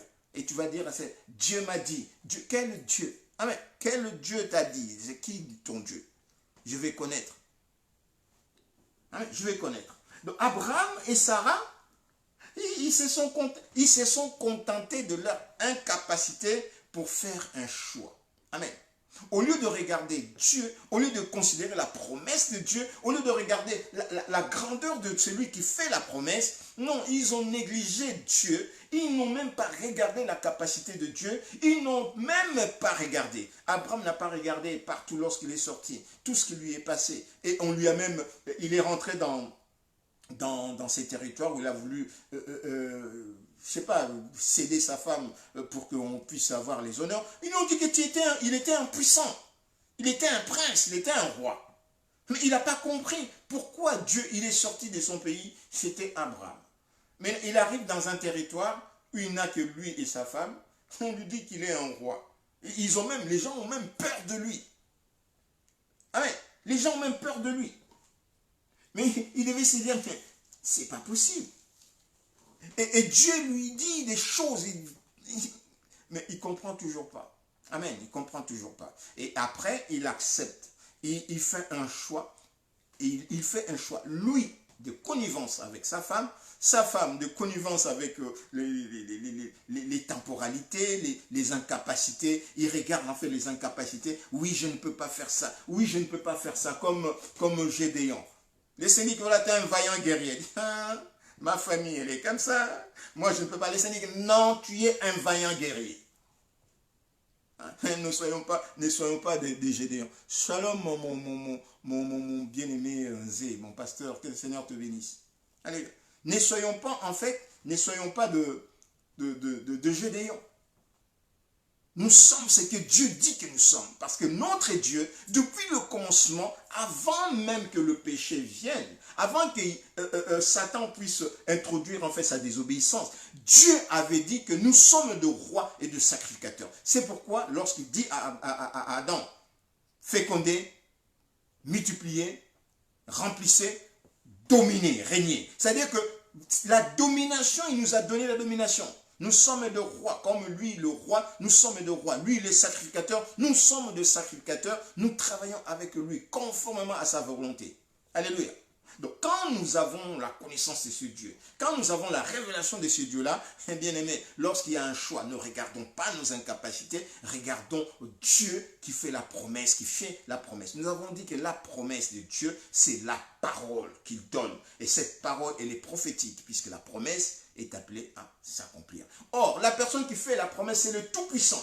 C'est lui qui n'est pas un homme pour mentir, ni un fils d'homme pour se repentir. Ce qui sort de sa bouche, il le fait. Amen. Ce qui sort de sa bouche, il l'accomplit. Alléluia. Donc, Abraham et Sarah, ils ont regardé leur incapacité physique, ils ont fait quelque chose, et c'est quelque chose leur a coûté, dès le départ, pendant qu'Agar était encore grosse, était enceinte, elle avait commencé à manquer du respect. C'est pour dire que ce qu'ils avaient fait, comme la Bible dit, voilà, le Seigneur nous dit que voilà, c'est la bénédiction, le psalmiste, c'est la bénédiction de Dieu qui enrichit. Elle ne fait, le Seigneur, il ne la fait suivre d'aucun chagrin. Amen. Donc la bénédiction de Dieu, elle était là. Ils ont désobéi pour faire autre chose par rapport au regard de leur incapacité. Et ce n'était pas la volonté de Dieu qui fait que ça fait rentrer des désagréments pour Sarah. Et Abraham, après, il était obligé.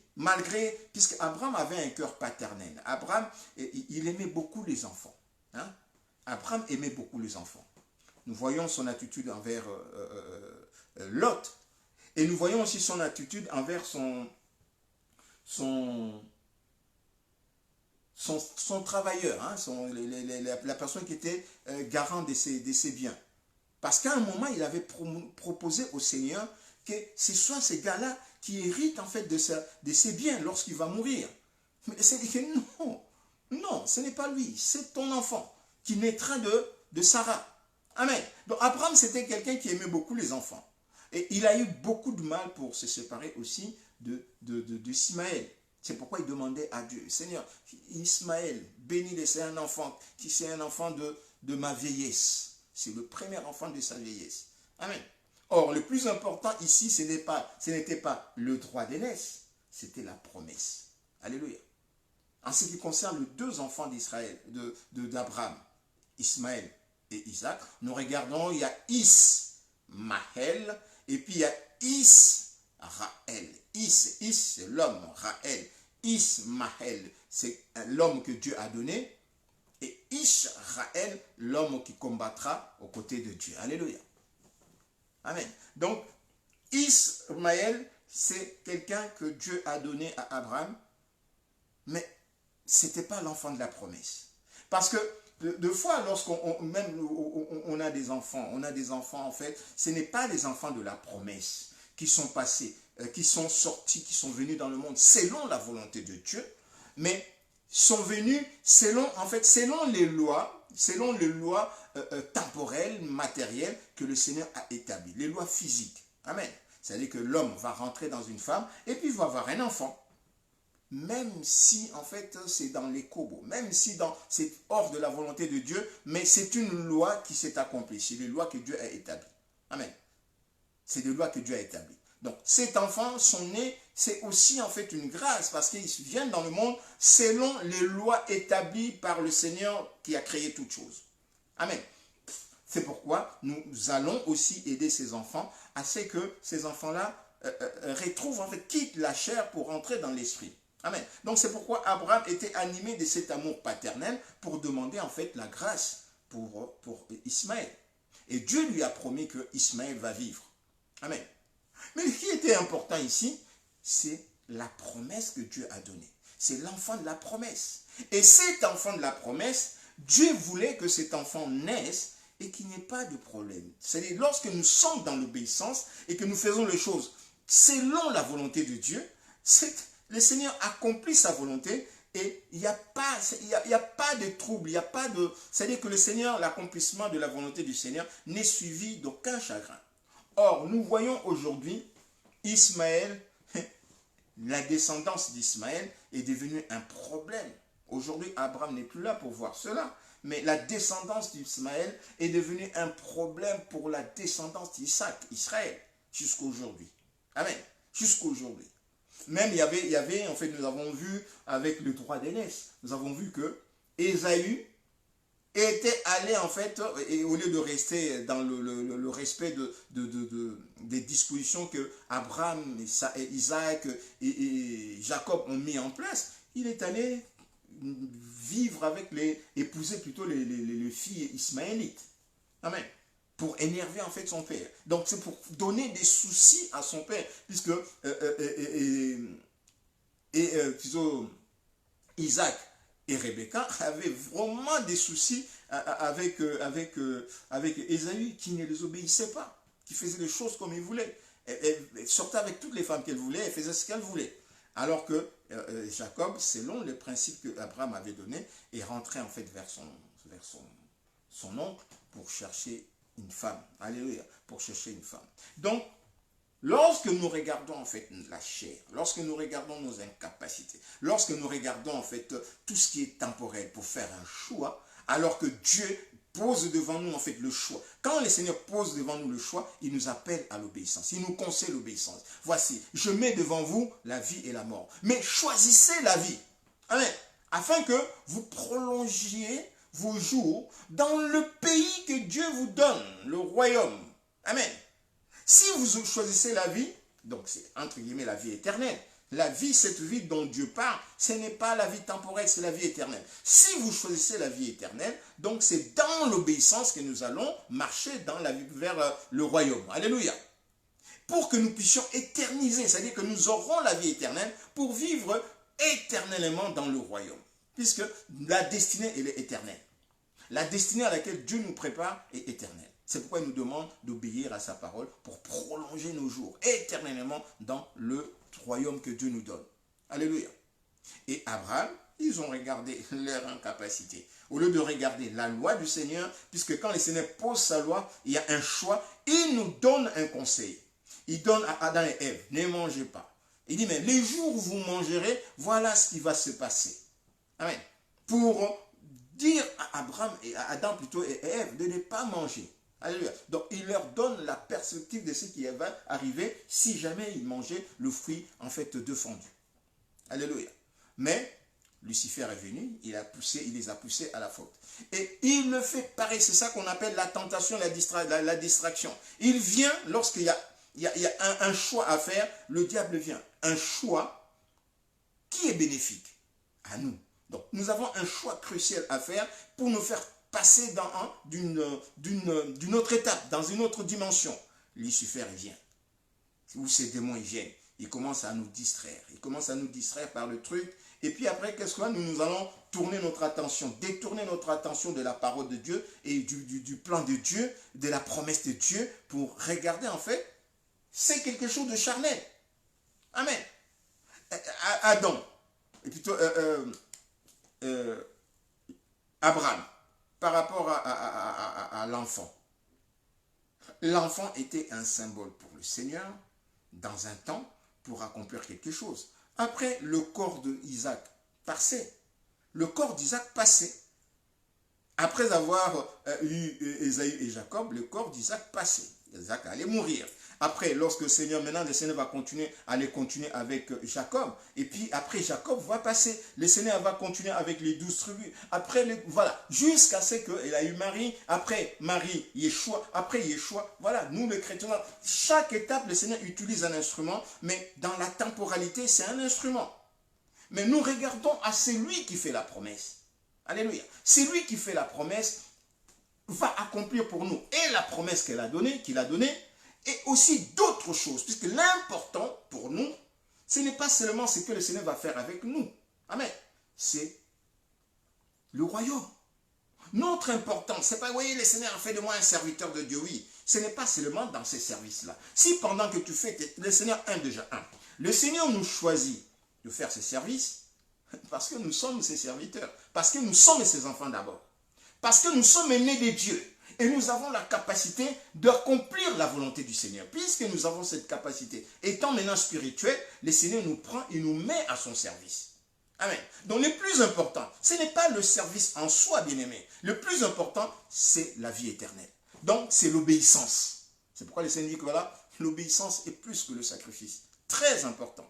Nous devons connaître ces choses pour ne pas nous atteler à la mission. Ouais, la vision. La vision n'est pas plus importante que la vie éternelle. Alléluia. Ta vie éternelle, notre vie éternelle est plus importante que la mission. Notre vie éternelle est plus importante que les bâtiments, là, l'église bâtiment où nous disons le Seigneur nous a établis. Amen. Le Seigneur nous a établis. On verra en fait l'exemple de désobéissance par orgueil. Amen. On va voir jeudi, je ne veux pas vendre la mèche de qui on va parler, mais on va voir une désobéissance par orgueil. Amen.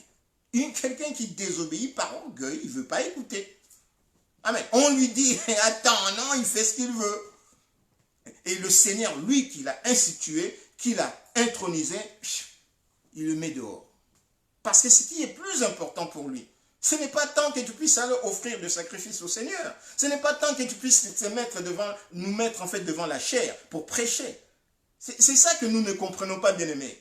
Le plus important pour le Seigneur, ce n'est pas que nous puissions nous mettre devant la chair et prêcher. Le plus important, c'est que nous soyons sauvés. Alléluia.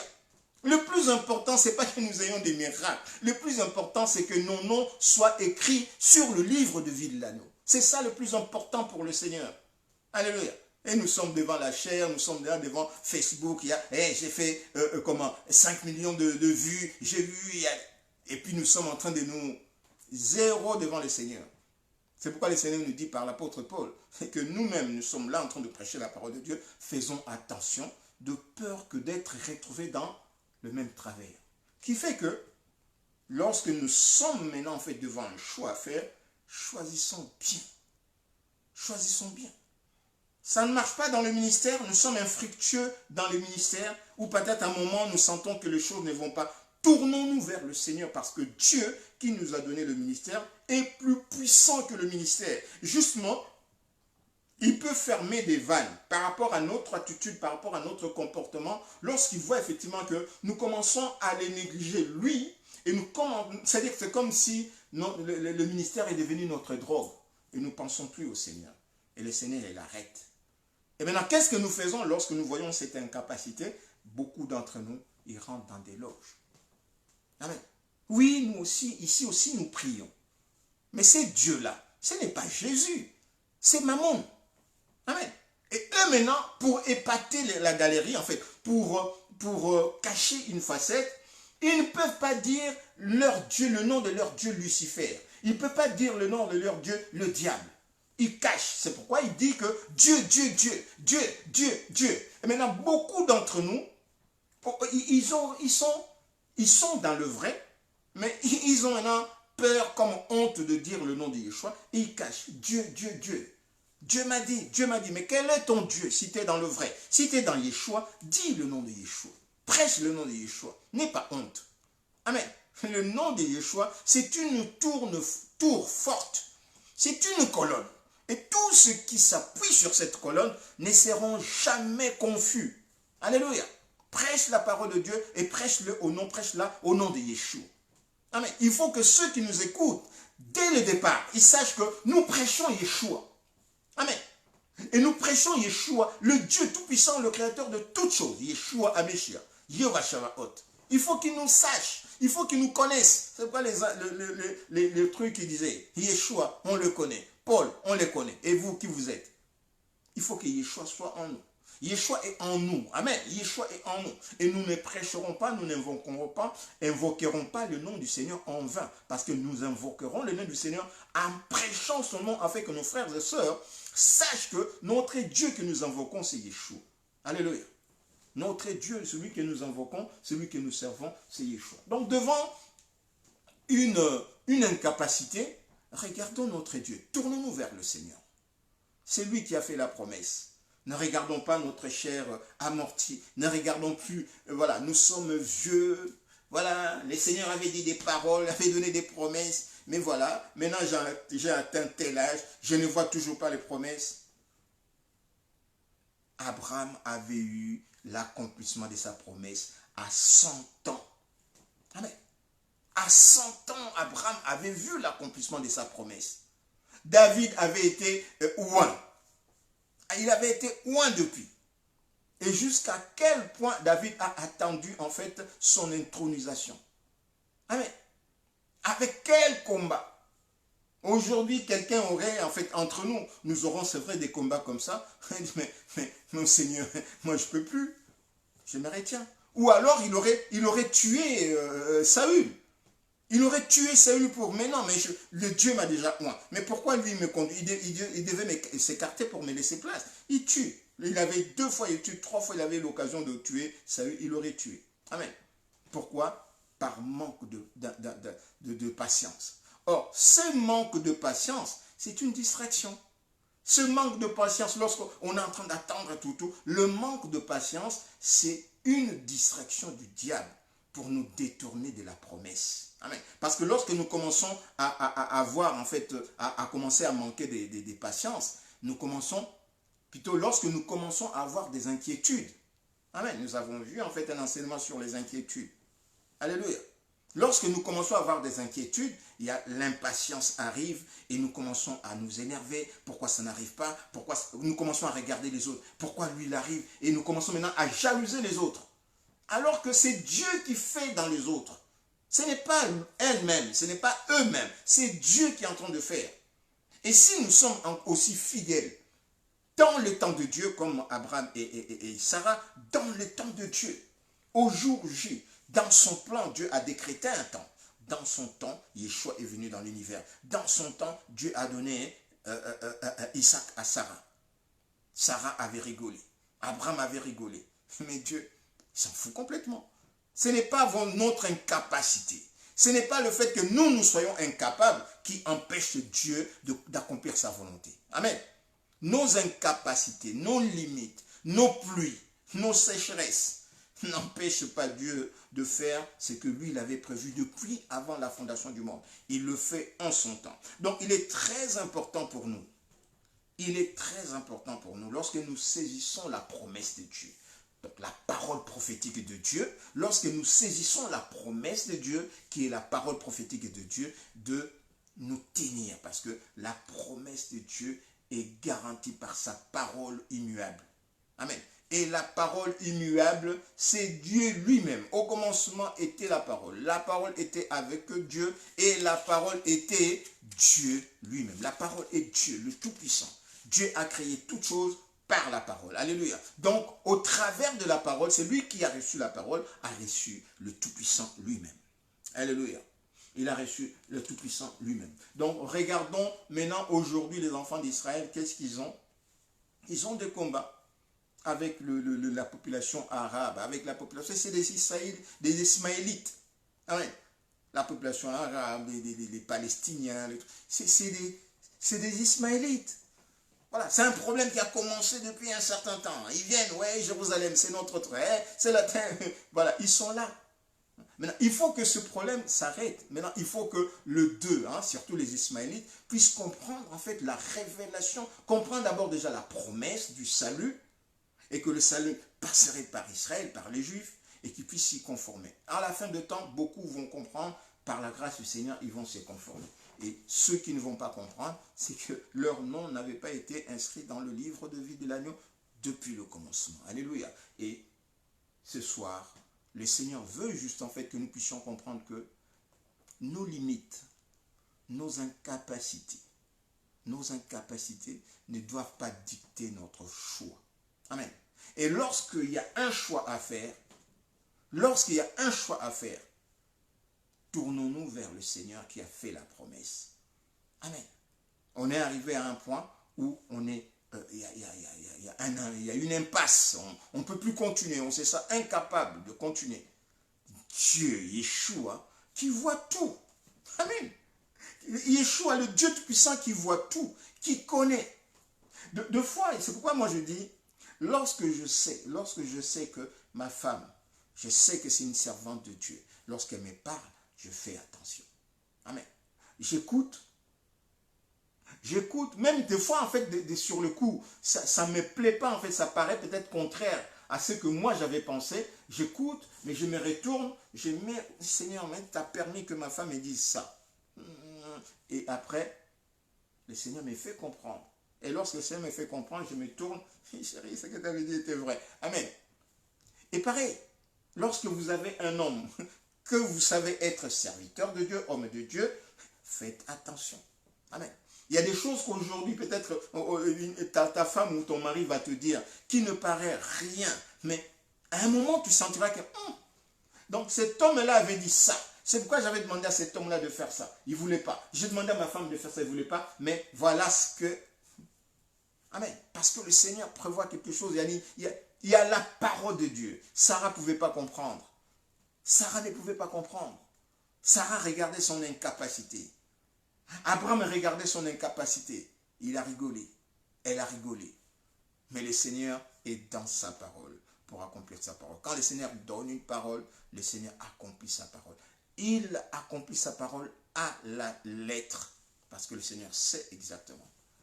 Simplement, c'est que quand le temps de Dieu arrive, d'ici le temps de la promesse jusqu'à l'accomplissement, des fois, on devient la risée des gens, on devient, c'est comme on dit, c'est comme si on donne nous-mêmes aux gens qui nous attaquent le bâton pour qu'ils nous frappent. Ils nous frappent bien, ils se moquent de nous. Mais ayons foi en Dieu. Alléluia. Ayons foi en Dieu, le Seigneur qui a fait la promesse. Dans Genèse 21, 1 et 7, il a accompli la promesse faite à Sarah et à Abraham. Amen. Et le fait que Sarah et Abraham étaient dans leur incapacité, tout ça n'a pas empêché Dieu d'accomplir sa parole. Le fait qu'ils aient douteux des trucs de la promesse, ça n'empêche pas Dieu. Amen.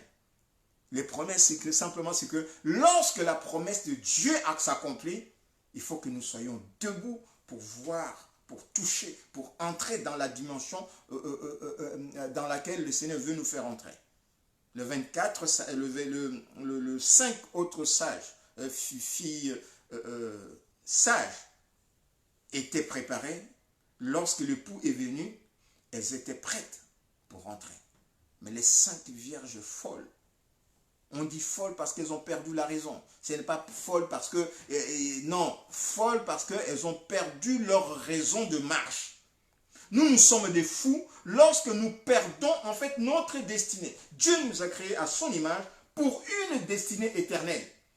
Et nous devenons fous ou folles lorsque nous perdons le sens de notre création, de notre identité. Nous sommes des fous. Ceux qui sont dans le monde, qui usent le monde, qui parlent en fait, qui rentrent dans des loges, ils sont devenus fous. Ils ont perdu le sens de leur vie. Ils ont perdu le sens de leur identité. Ils ne savent plus qui ils sont.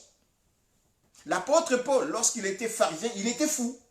Lorsqu'il est rentré dans Yeshua, le jour de la révélation, il a cru la révélation de Yeshua, là il est devenu sensé. C'est pourquoi il commençait maintenant à pleurer pour ses frères israélites. Il dit, je voudrais être moi-même anathème pour mes frères, parce qu'ils sont dans la perdition, ils ont perdu la raison. Ils ne savent pas qui ils sont. C'est des Israélites, c'est eux qui ont les promesses. Hein, les promesses, paroles prophétiques, puisqu'aujourd'hui, on dit la promesse de Dieu. La promesse de Dieu, c'est une parole prophétique qui s'appelle s'accomplir. Alléluia. Et la personne qui a fait la promesse, c'est Yeshua, est capable de l'accomplir. Lorsque nous comprenons les choses comme ça, nous savons que Dieu va accomplir sa parole. Alléluia.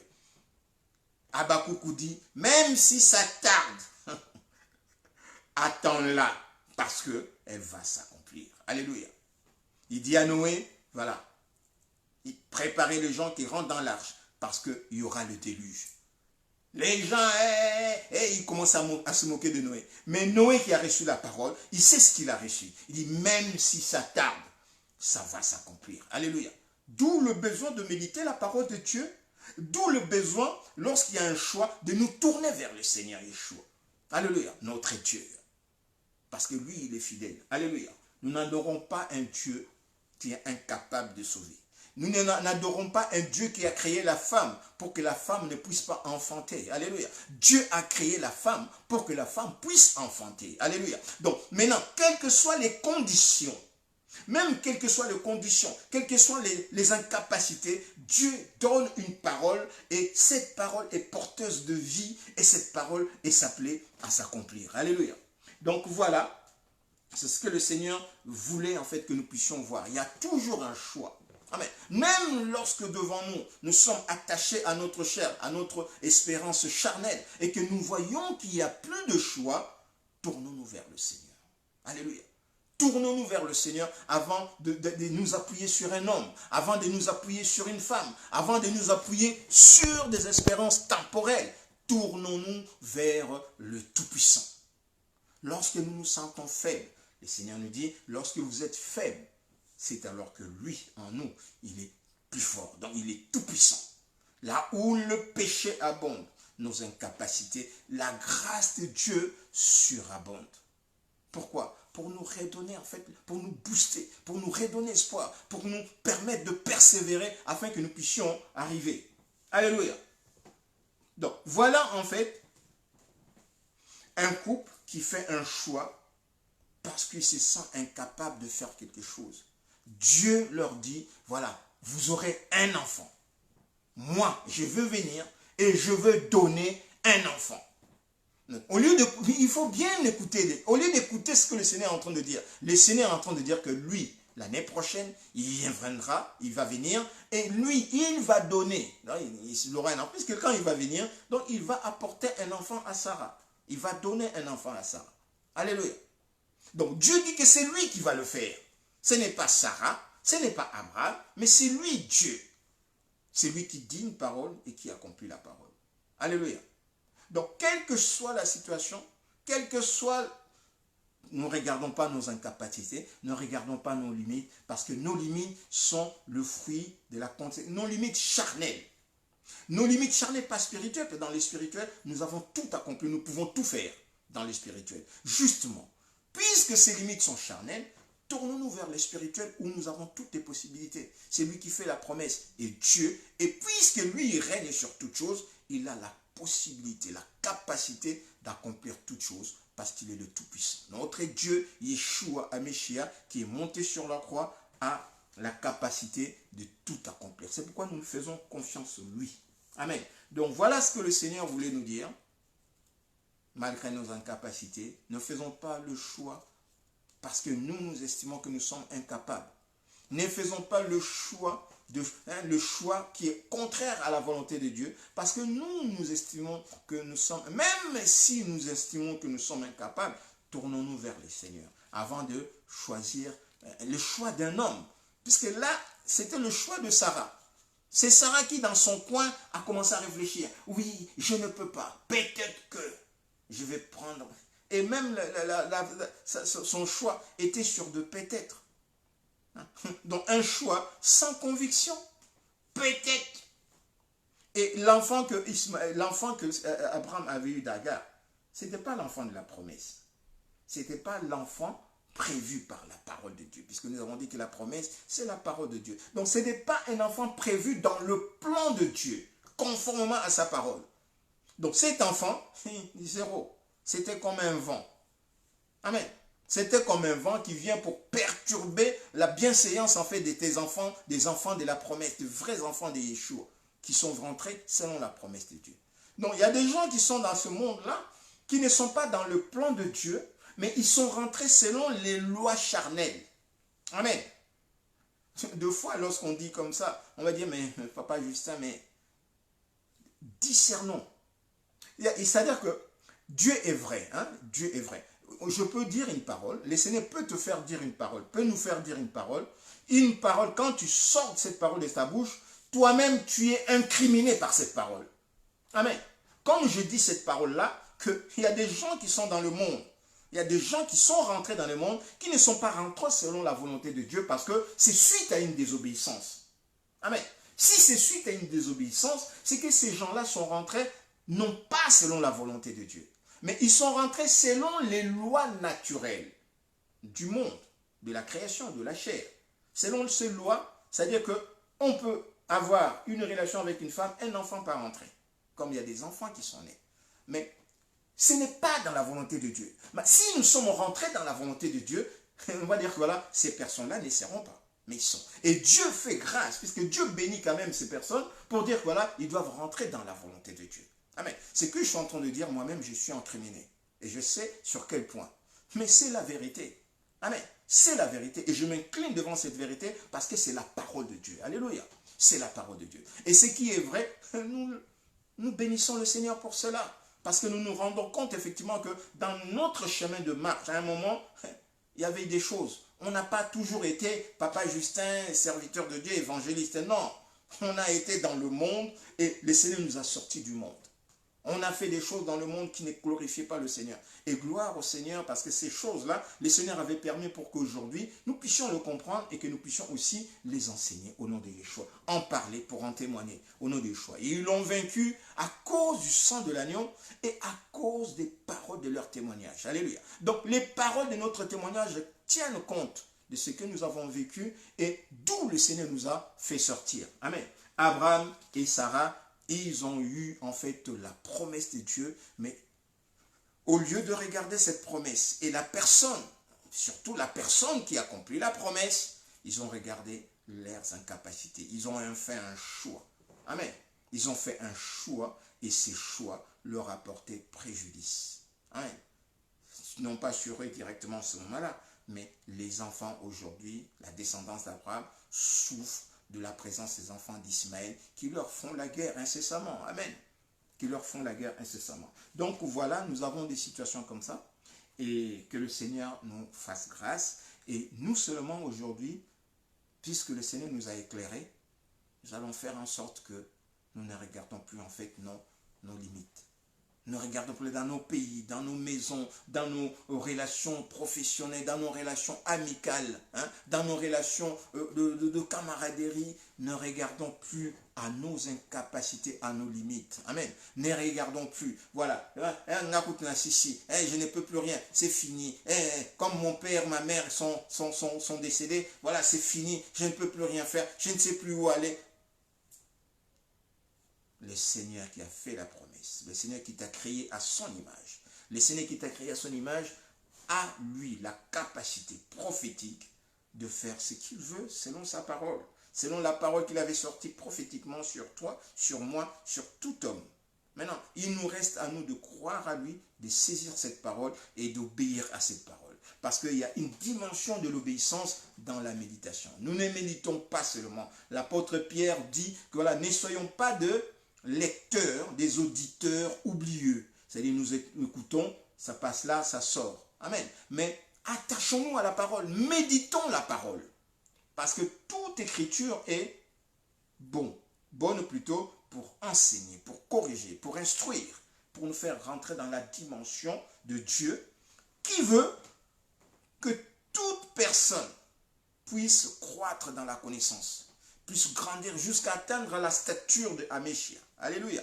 Donc voilà la méditation. Et puis après la méditation, nous avons un choix devant l'obstacle, devant l'accomplissement de la volonté de Dieu. Il y a un choix à faire. Tournons-nous vers le Seigneur. Ne regardons pas en fait nos incapacités. Ne faisons pas comme Abraham et Sarah qui ont regardé leur incapacité. Amen. leur âge. Au nom de Yeshua, que le Dieu Tout-Puissant nous aide. Donc demain, jeudi plutôt, nous allons voir, il y a encore un choix à faire. Il y a toujours un choix à faire. Et là, nous allons voir quelqu'un qui fait un choix par orgueil. On va comprendre pourquoi. On va parler en fait du roi Saül, qui fait un choix par orgueil. Amen. Et cet orgueil lui porte à l'impatience. On lui dit d'attendre, il ne veut pas attendre, il veut faire les choses. Et cet orgueil lui porte même à accuser de personnes qui n'en sont pour rien. Amen. Parce que c'est lui qui conduit, c'est lui qui est le roi. Alléluia. Donc, que le Seigneur nous bénisse pour ce soir. Voilà ce que le Seigneur voulait que nous puissions entendre. Nous laissons tout entre les mains du Seigneur. Nous laissons la journée de jeudi 24 entre les mains du Seigneur aussi. Merci Adonai Yeshua. Merci pour la grâce que tu nous fais, Père de gloire, d'entendre cette parole de ce soir. Oui, Seigneur de gloire, de puissance, il faut un choix. Il y a un choix à faire. Devant nous, Père de gloire, lorsque nous arrivons dans une bifurcation, tu veux, Père de gloire, que nous rentrions dans telle dimension, Père. Tu veux, Père de gloire, que nous quittions un état pour entrer dans un autre état. Il y a un choix à faire. Et le choix que nous faisons, Père de gloire, ce n'est pas le choix, Père de gloire, de ceux qui nous entourent. Ce n'est pas le choix d'un homme. Nous n'attirons pas le regard d'un homme. Ce n'est pas pour que les gens nous voient. Ce n'est pas pour que... Voilà, c'est le choix de l'obéissance. C'est le choix, Père de gloire, de l'obéissance à ta parole. C'est le choix de l'accomplissement de ta volonté. C'est le choix, Père de gloire, non pas pour que nous puissions voir s'accomplir nos désirs, mais pour accomplir ta volonté. C'est pourquoi, Père de gloire, le Seigneur nous dit, tu nous dis au travers de l'apôtre Jacques, nous prions, mais nous prions mal. C'est pour satisfaire nos besoins. Oui, Seigneur, nous ne prions pas pour voir ta gloire. Nous ne prions pas pour que ton nom ait de l'ampleur, pour que ton nom, Père de gloire, soit entendu de tous. Mais nous prions, Père de gloire, pour que le nom du ministère tel soit vu, le nom du pasteur tel soit vu, le nom du docteur tel soit vu. Nous prions pour cela. Aide-nous, Seigneur. Aide-nous à nous tourner vers toi. Aide-nous à nous tourner vers toi, à prêcher ton nom, à prêcher ta grâce, à prêcher, Père de gloire, ta puissance, à prêcher, Père de gloire, ta vérité. Afin que ceux qui vont entendre ta vérité soient affranchis. Parce que c'est aucun homme qui affranchit un homme. Tu dis, Père de gloire, vous connaîtrez la vérité et la vérité va vous affranchir. Ce n'est pas un homme. Or, la vérité, c'est toi-même. Merci, Papa, pour cette grâce. Merci, Yeshua. Merci, Seigneur. En ton nom, donne gloire, Papa. Seigneur, laisse que ce soir, tous ceux qui vont se tourner vers toi, tous ceux qui vont invoquer ton nom, comme tu dis dans Joël, tous ceux qui vont invoquer ton nom, comme tu dis dans le livre de Joël, Papa, tous ceux-là, Père de gloire, comme tu dis, qu'ils soient sauvés. Révèle-toi, Yeshua. Ce soir, Père, quelle que soit la situation dans laquelle une personne se trouve, s'il fait le choix de se tourner vers toi, Papa, qu'il invoque ton nom, Père de gloire, viens, Yeshua.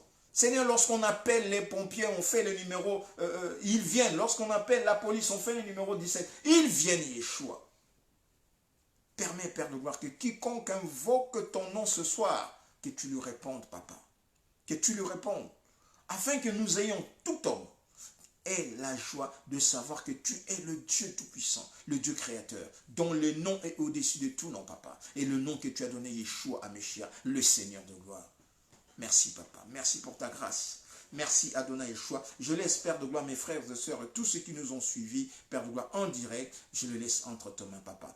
Tous ceux qui vont nous suivre en différé, Père de gloire, qu'ils viennent, qu'ils suivent ces paroles au nom de Yeshua. Merci, Koros, Aketoros, Takare. Béni soit ton nom, Yeshua.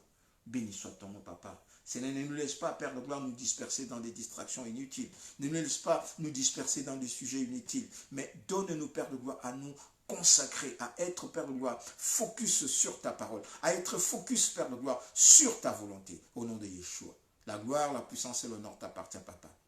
Merci. Merci, Adonai Yeshua. Merci, Papa.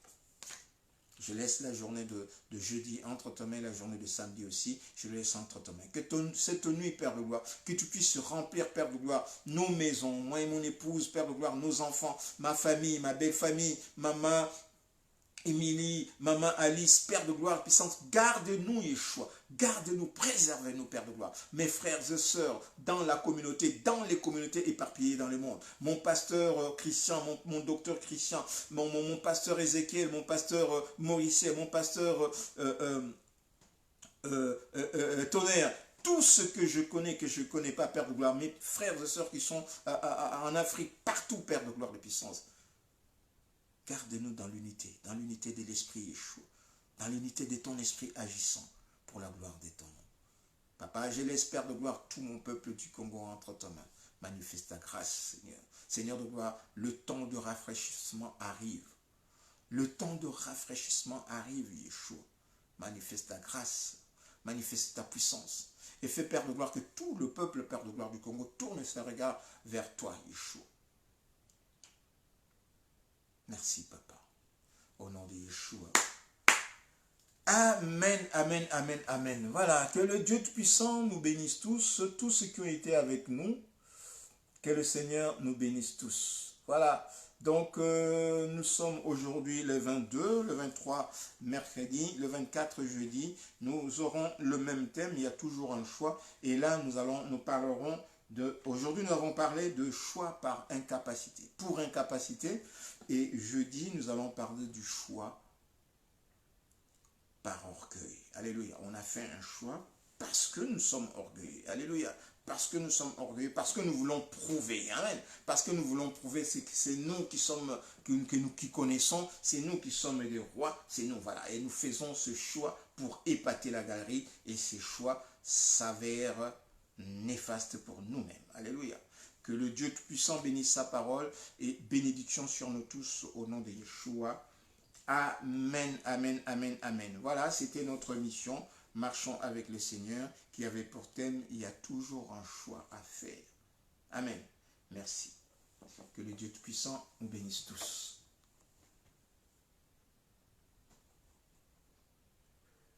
Qu'est-ce qui s'est passé là? Alléluia, je n'ai pas vu.